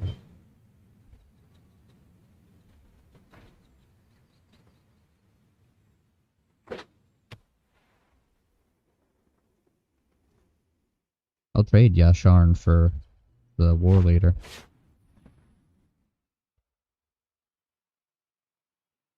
Okay. I can live by 1.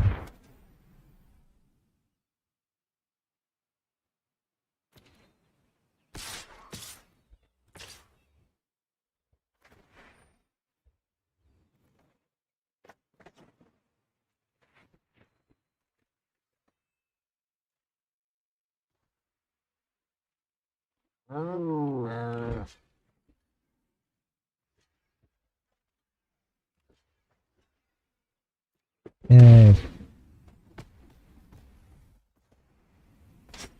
I survived.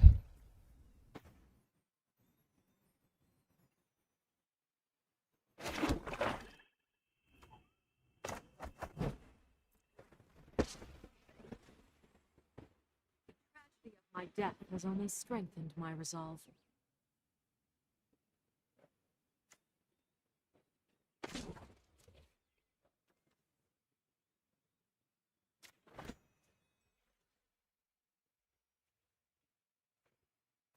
You are braver than you know. That's 13 damage.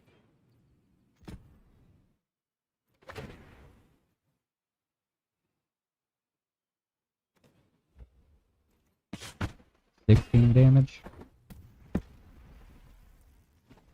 Bringing that back down to a 2/2. And I've got Ruinous Ultimatum for whatever the fuck is played next. Dude, this deck is sick.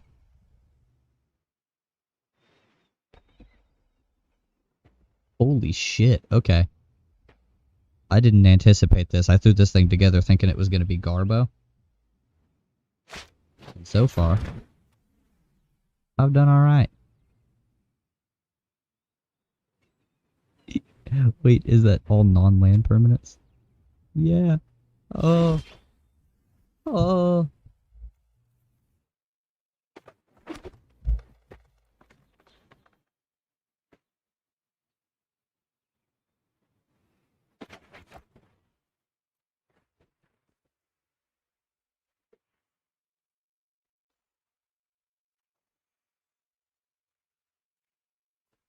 Will do my best to support Good game.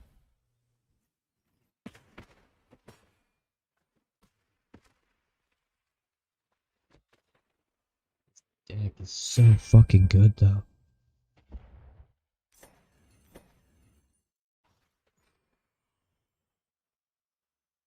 I mean, I don't know how good it's going to be above this tier. Like above bronze rank, but...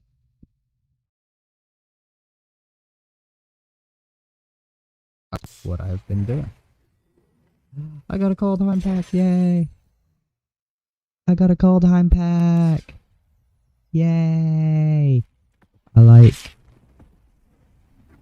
very big fan.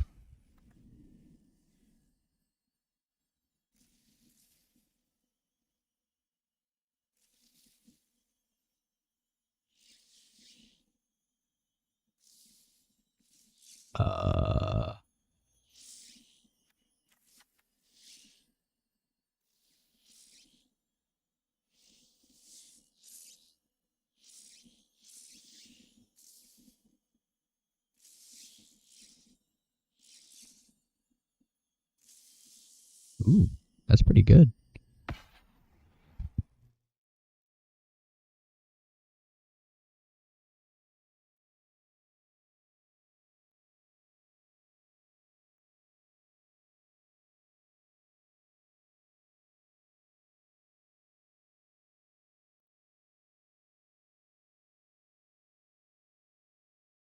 Whoa.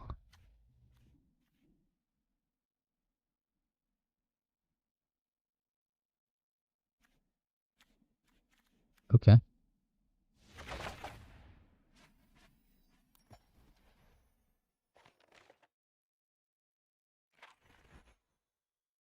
This is the standard one that I just moved around a bit. And I just got this, and I'm going to use it.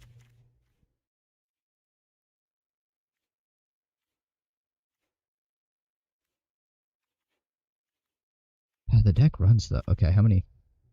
3, 4, 5, 6, 7, 8, 9, 10, 11 basics. I've got 1, 2, 3, 4, 5.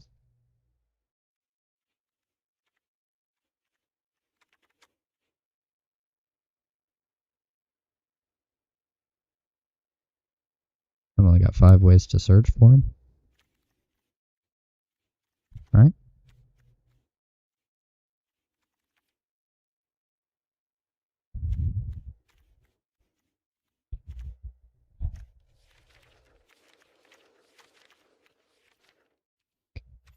I need shapeshifters. I don't have a lot of those, so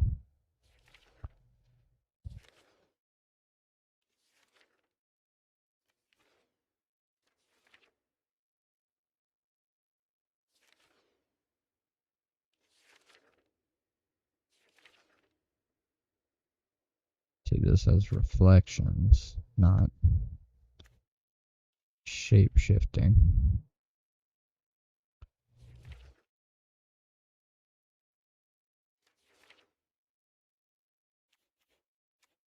Ooh, I do have those though. Okay.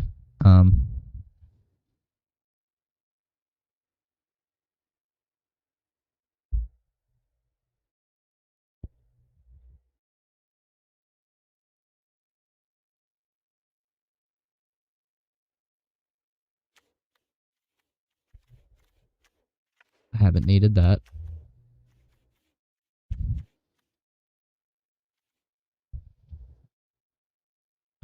Okay. And I haven't needed those.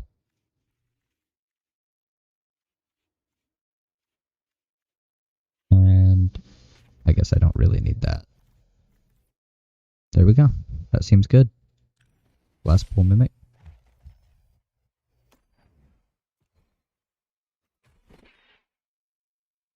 I want to make use of it. But just got the damn thing.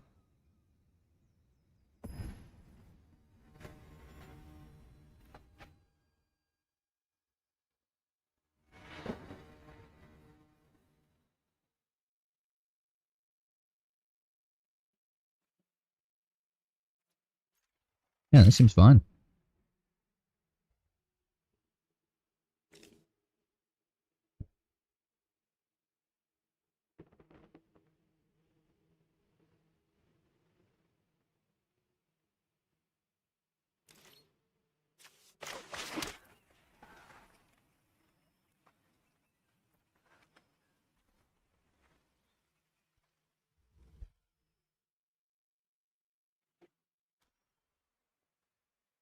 That advances me. That's good.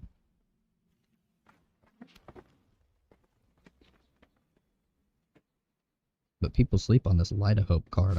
I swear they do. It's a 1-mana charm.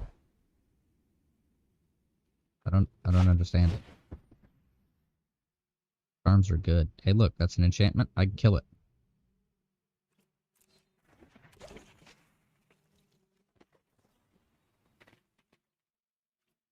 One mana. Get rid of that annoying thing. Untap. Drop a land. Pop a cultivate. Grab another white land.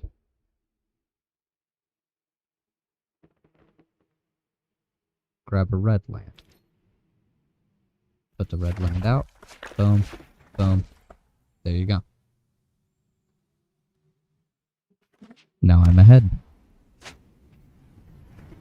Oh, now they're stabilizing a little bit, I think.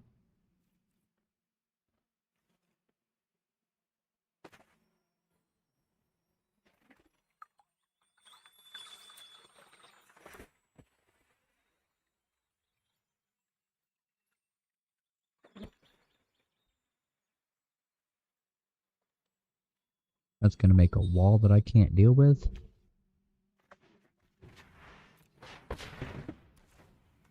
So we get rid of it. I don't want to deal with the wall. Because I don't fly.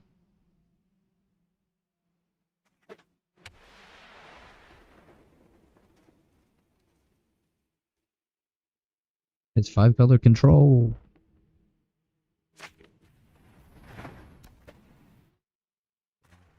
Alright. Back, it's gonna let you get another thing. That's fine.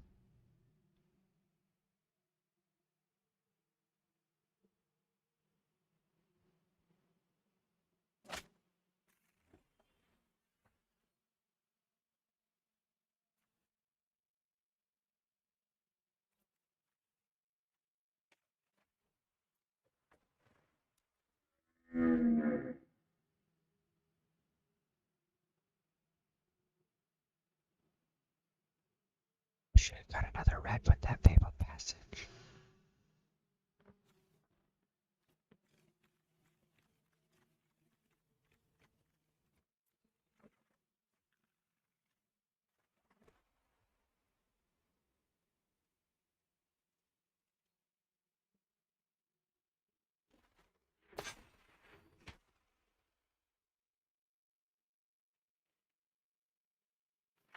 He's gonna blink my next attack, most likely, with this. I really hope I can just start drawing red lands, you know? Or a cultivate, that'd be great.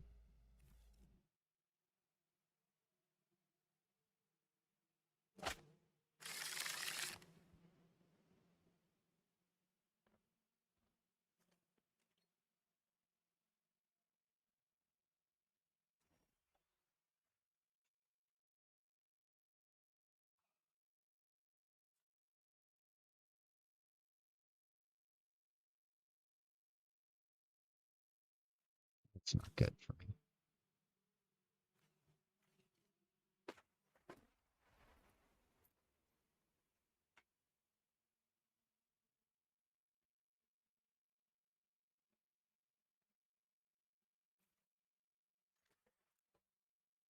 I need to start getting in. I can get ahead. God damn it.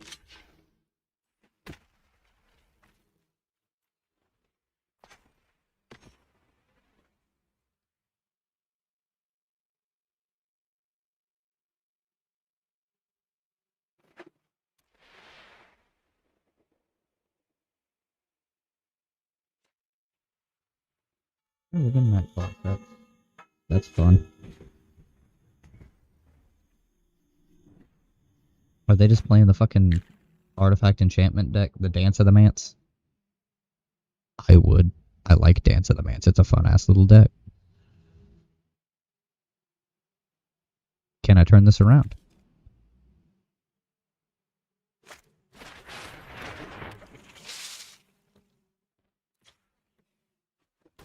turn this around. I'm pretty sure I can.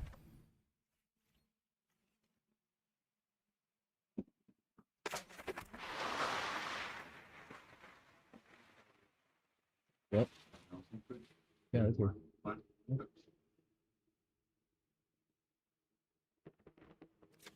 Okay, I can technically play this, but you know what?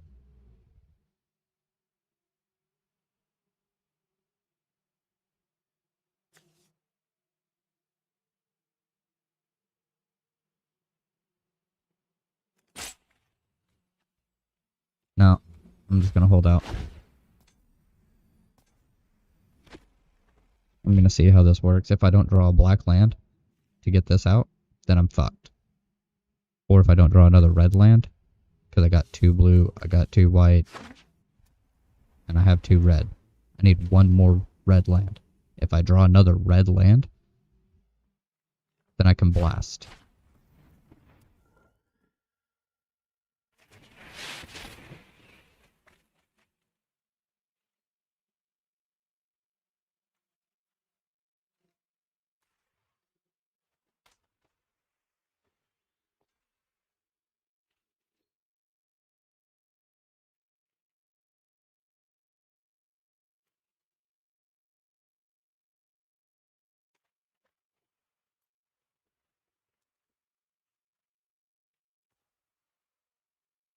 That gives me more time.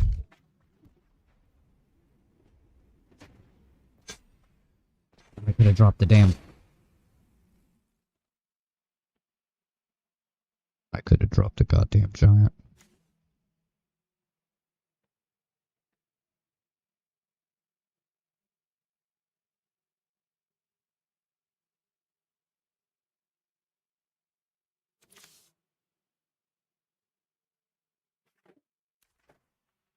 Draw me a basic mountain, draw me a basic mountain, draw me a basic mountain, draw me a basic mountain, draw me a basic mountain, draw me a basic mountain. God damn you and your birth emeritus, how do you have these all the time? Draw me a basic mountain, draw me a basic mountain, come on.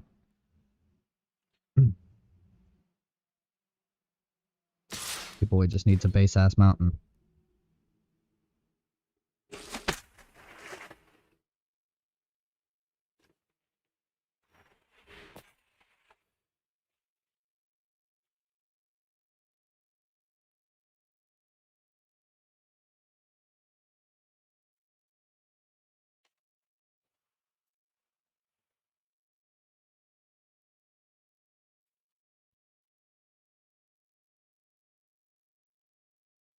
I'm really holding out for this fucking prismatic bridge thing, because I really prefer to do it that way.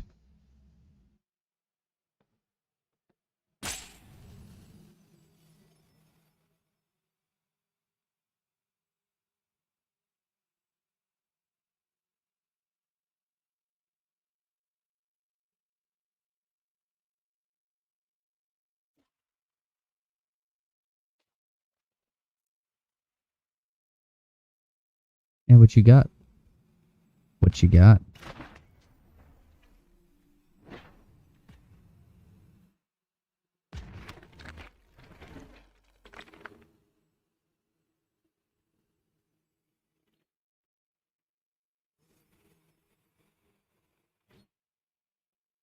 I don't see nothing. You don't seem to have anything, come on. I don't even know what this is. The Bears of Lajala? Can you take out my shapeshifter? Can you take out my giant?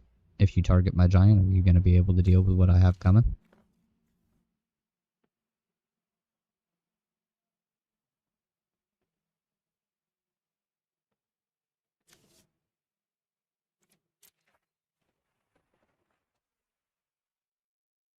Oh, that's not good.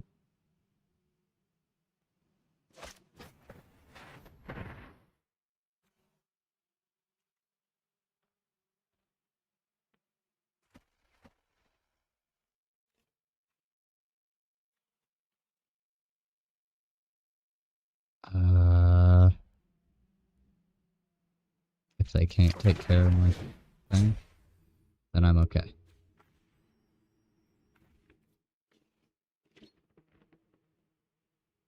I can block, because it doesn't have trample.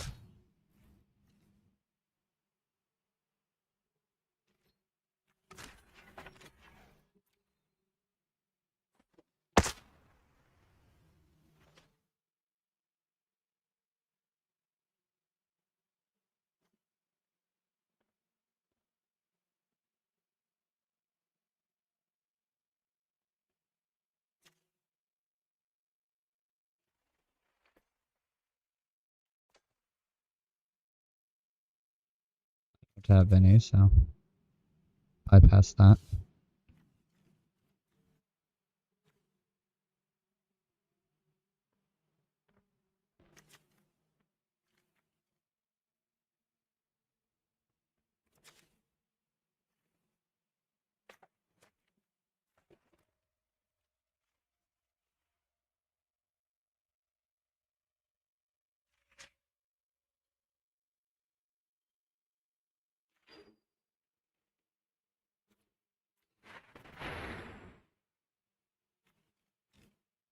Blast you in the face.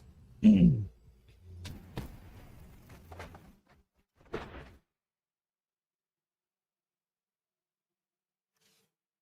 should have held off, but I couldn't. I needed the land.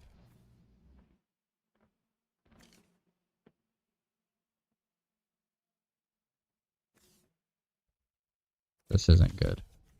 This is very, very bad. If I got a light thingy, then I'd be okay. But I think I'm fucked.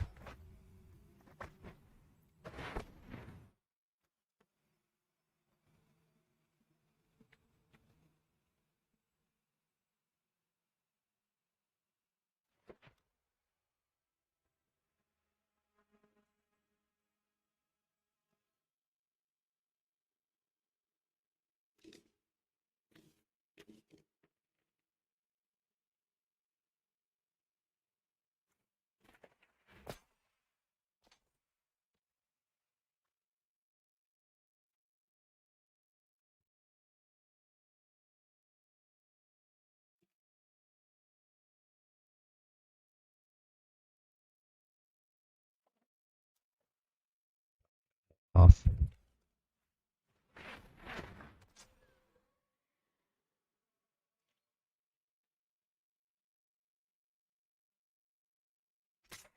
That's 11 damage. I'll go down to 4.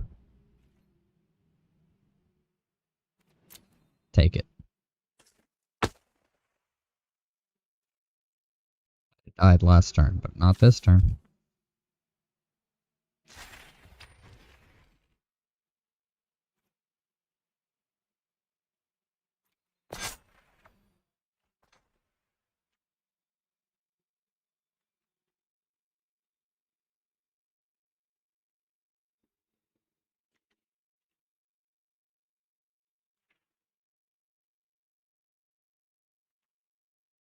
Goes away now.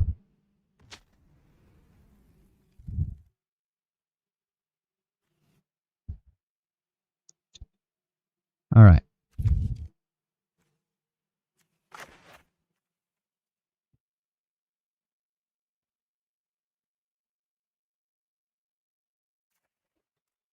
Finally got all 5 colors of mana. Outlaws Merriment. What you got? You got an annul? No?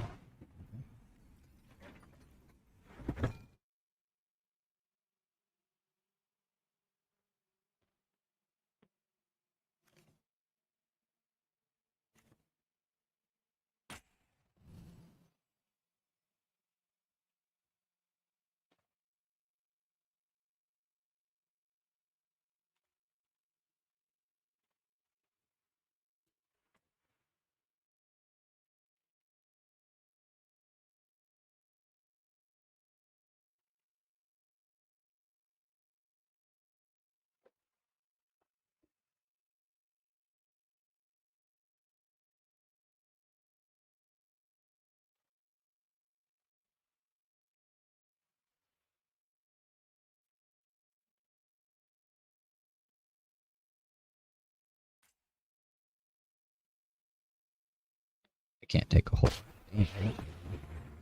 But Prepare yourself, Heliod. I create have myself killed a one defense. god already. Heroes, rally to me. I'm not swinging with the fucking 1/4. It's not gonna go anywhere, so why would you even assume?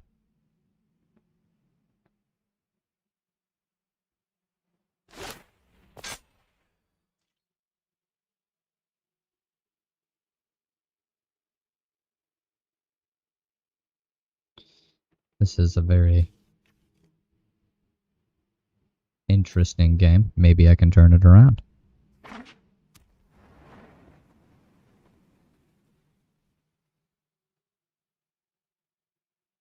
I've got the merriment.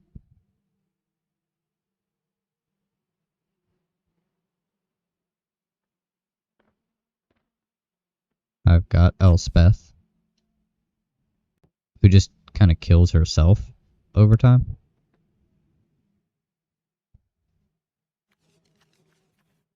I've got this thing, which will let me ruin that lionfish.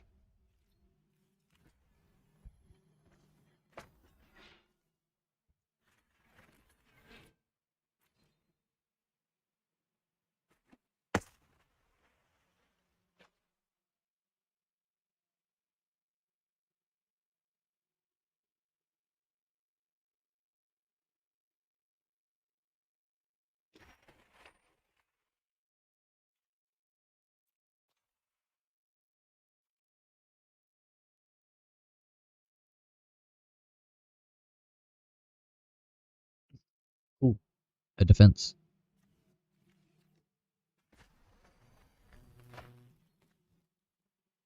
Oh.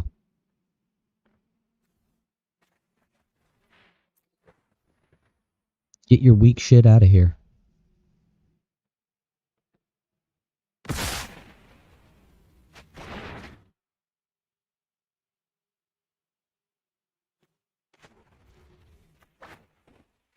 You are going to fight. Fight beside me.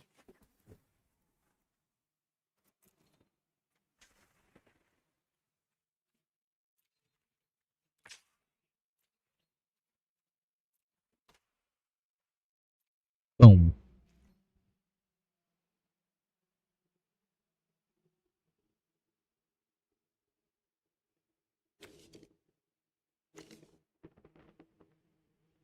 I think I turned it around. Dude, 5 color decks, if you can just get there, get that ultimatum out, holy shit. Let's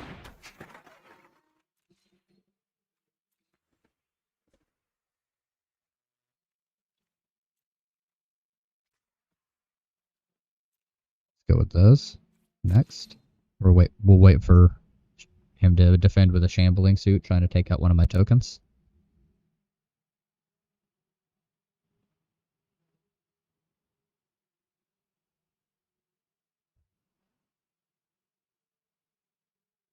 I might just trade it off.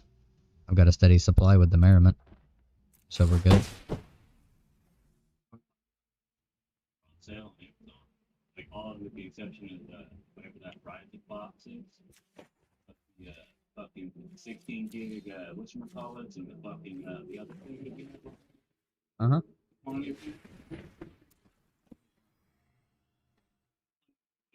Mine is the cute thing, whatever that is. Essentially 4 items for $240 something. Oh, the processor. The processors are the thing that... Yeah, the process. They're not on. They're...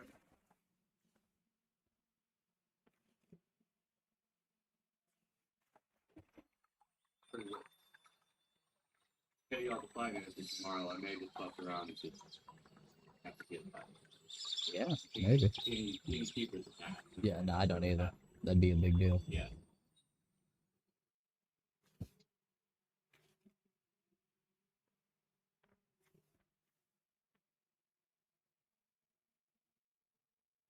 I got plenty of mana to do that still.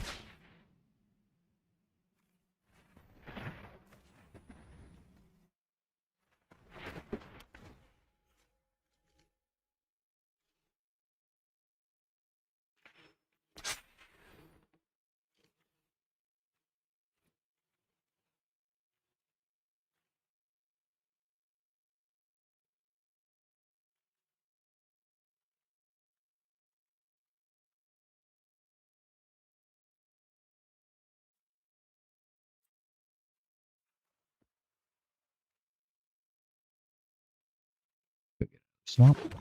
Boom.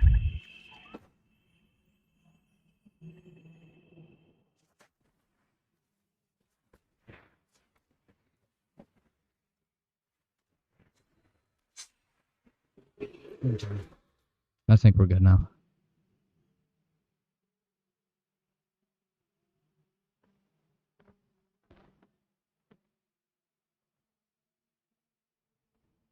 Five color decks, my guy. I've already used both my ultimatums, right? Yeah, there's the Inspired, there's the Ruinous. Oh my god. This deck is nuts. Oh no.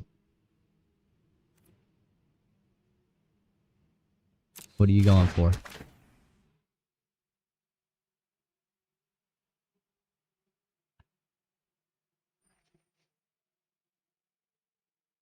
Okay.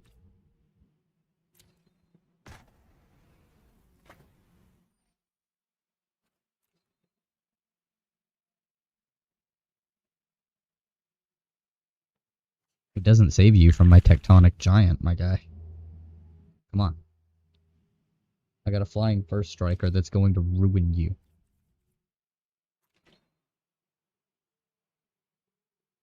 This thing doesn't have trample, so I can block with whatever.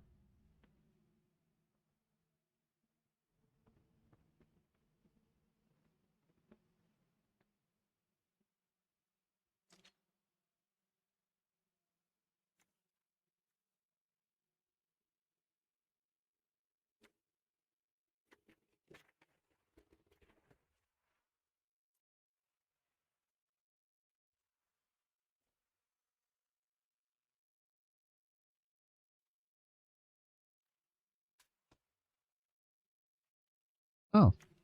What'd you know? Look at that.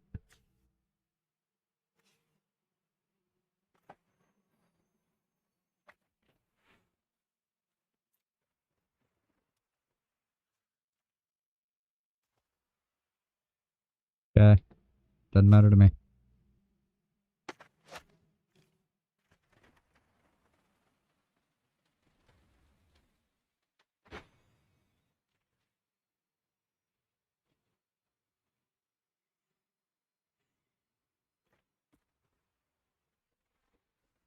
You're braver than you know.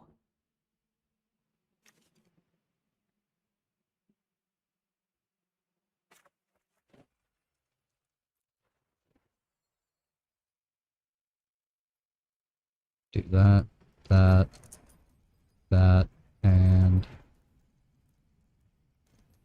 that.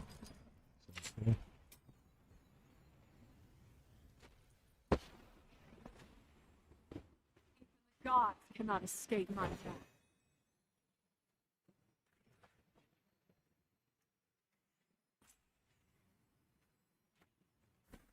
Find your valor and fight. You.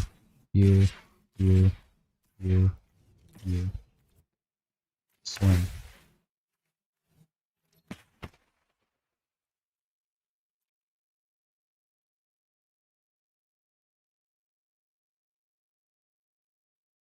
You're dead.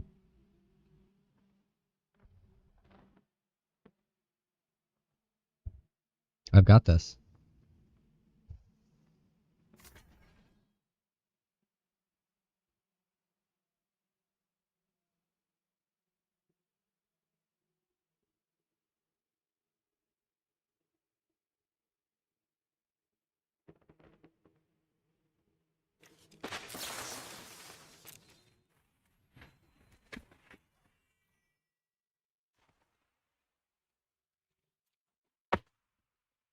You're dead.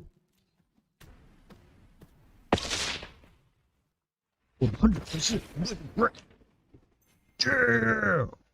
Yeah. I did. Oh my god.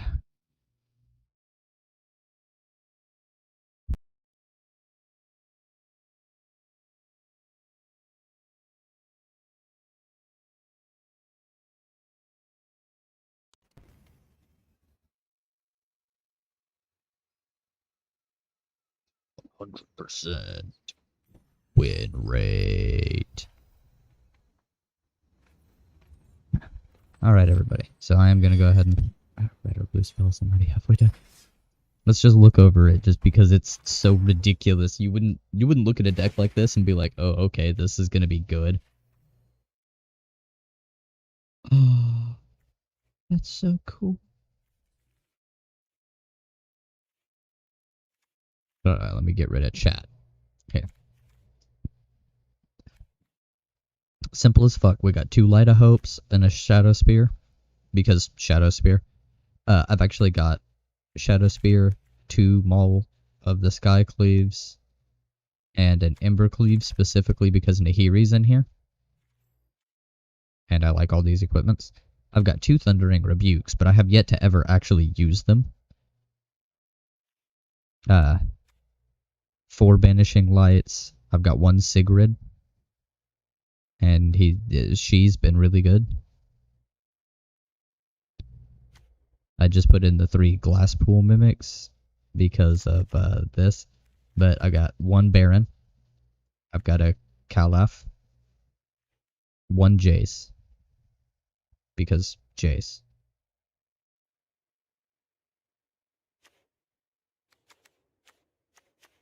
Oh, there's the one that does the thing. Oh, I got rid of it. I've got the 2 cultivates so I can filter out some of my land. I've got Asika, God of the Tree, but I don't want to use Asika as Asika. I want to play out the Prismatic Bridge portion. That is ridiculous. That's what I built this entire deck around. No, it doesn't affect me with my enchantments and stuff, but that's fine. So I got this so that it can make a shapeshifter, and then I've got a couple of other shapeshifters. So I've got a total of 4 that can be targeted by this.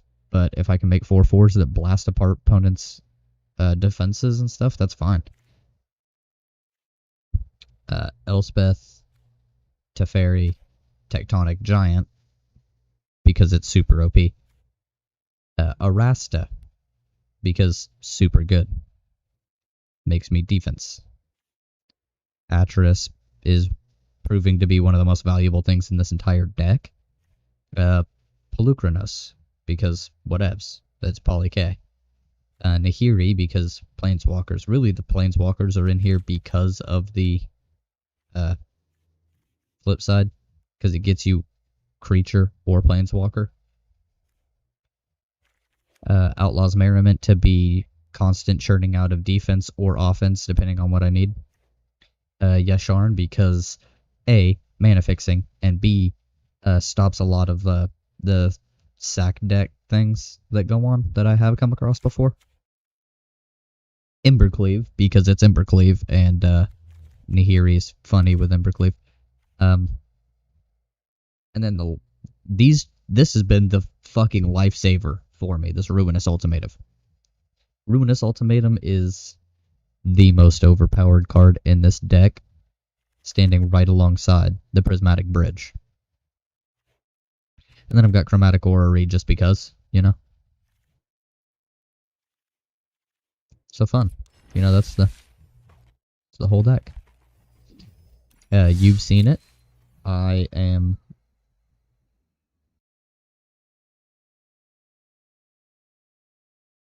Oh boy. Yeah. I spent some time putting the thing together entirely, but, you know, whatever. Let me clone. I'm going to rename it as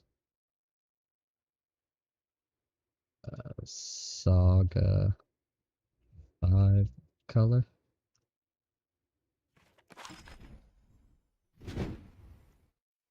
And then I just want shape shifter. That's the only shapeshifters, huh?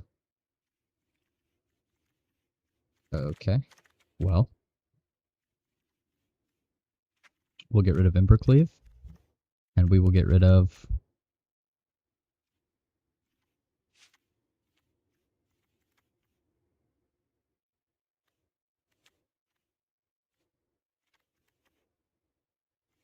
Oh, I have to restructure this whole deck. Okay. Saga.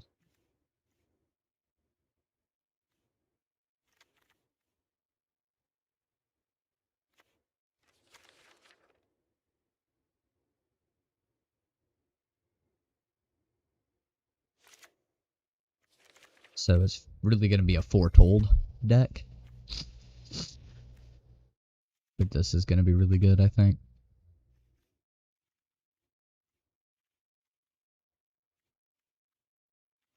And we're actually going to use Essica for the mana ability of Essica as opposed to the Prismatic Bridge in this one. More often, I think. So get rid of that. Get rid of those. Get rid of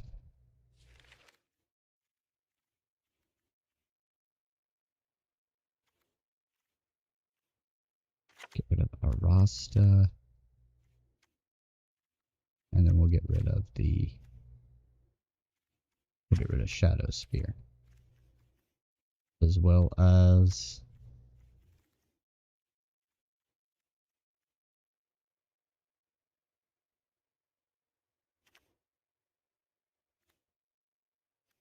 Chromatic Orrery. Get rid of the Inspired Ultimatum because it didn't help me out that much, but it did help some.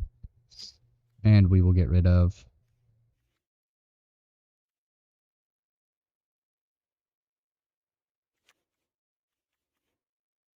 Polukranos.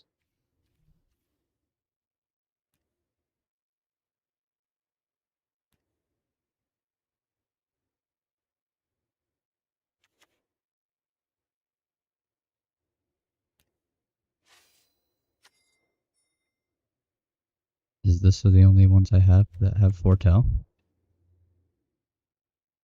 Oh, because it's new.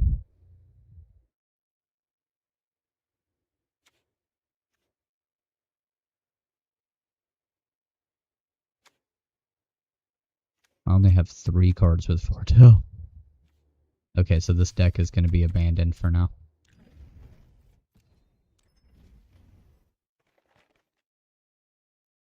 I have a bunch of decks. In sacrifice.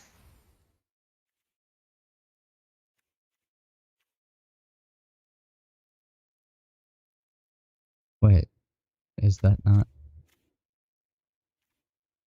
This isn't standard legal, is it? No.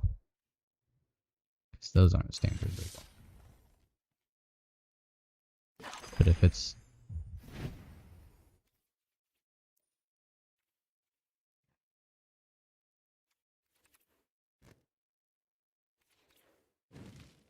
That's what I thought. Uh-huh. Uh-huh. Yep. Okay, so in the regular version, I need to put this other ultimatum in because I like all the ultimatums. And we can puff out the Embercleave, because whatever. I like the ultimatums.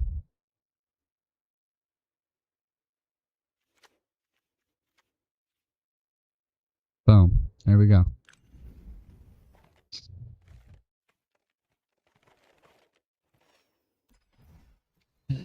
Two hours, I think, is a good amount of time to spend right now doing this. Before, I took a break an hour ago. It's time for me to stand up and move. So I will. I promise you. 150 billion% that I will be back. Very shortly.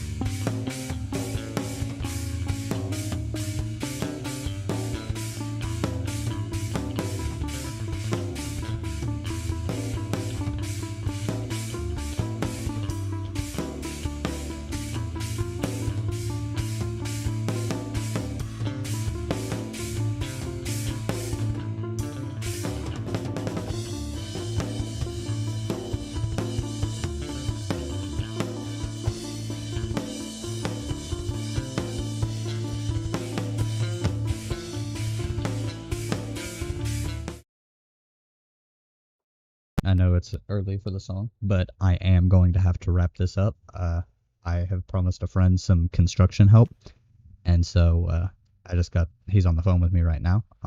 So I'm wrapping this up now, and hopefully you all enjoyed. Like, comment, subscribe, do the normal shit, you know. Oh God, kill me.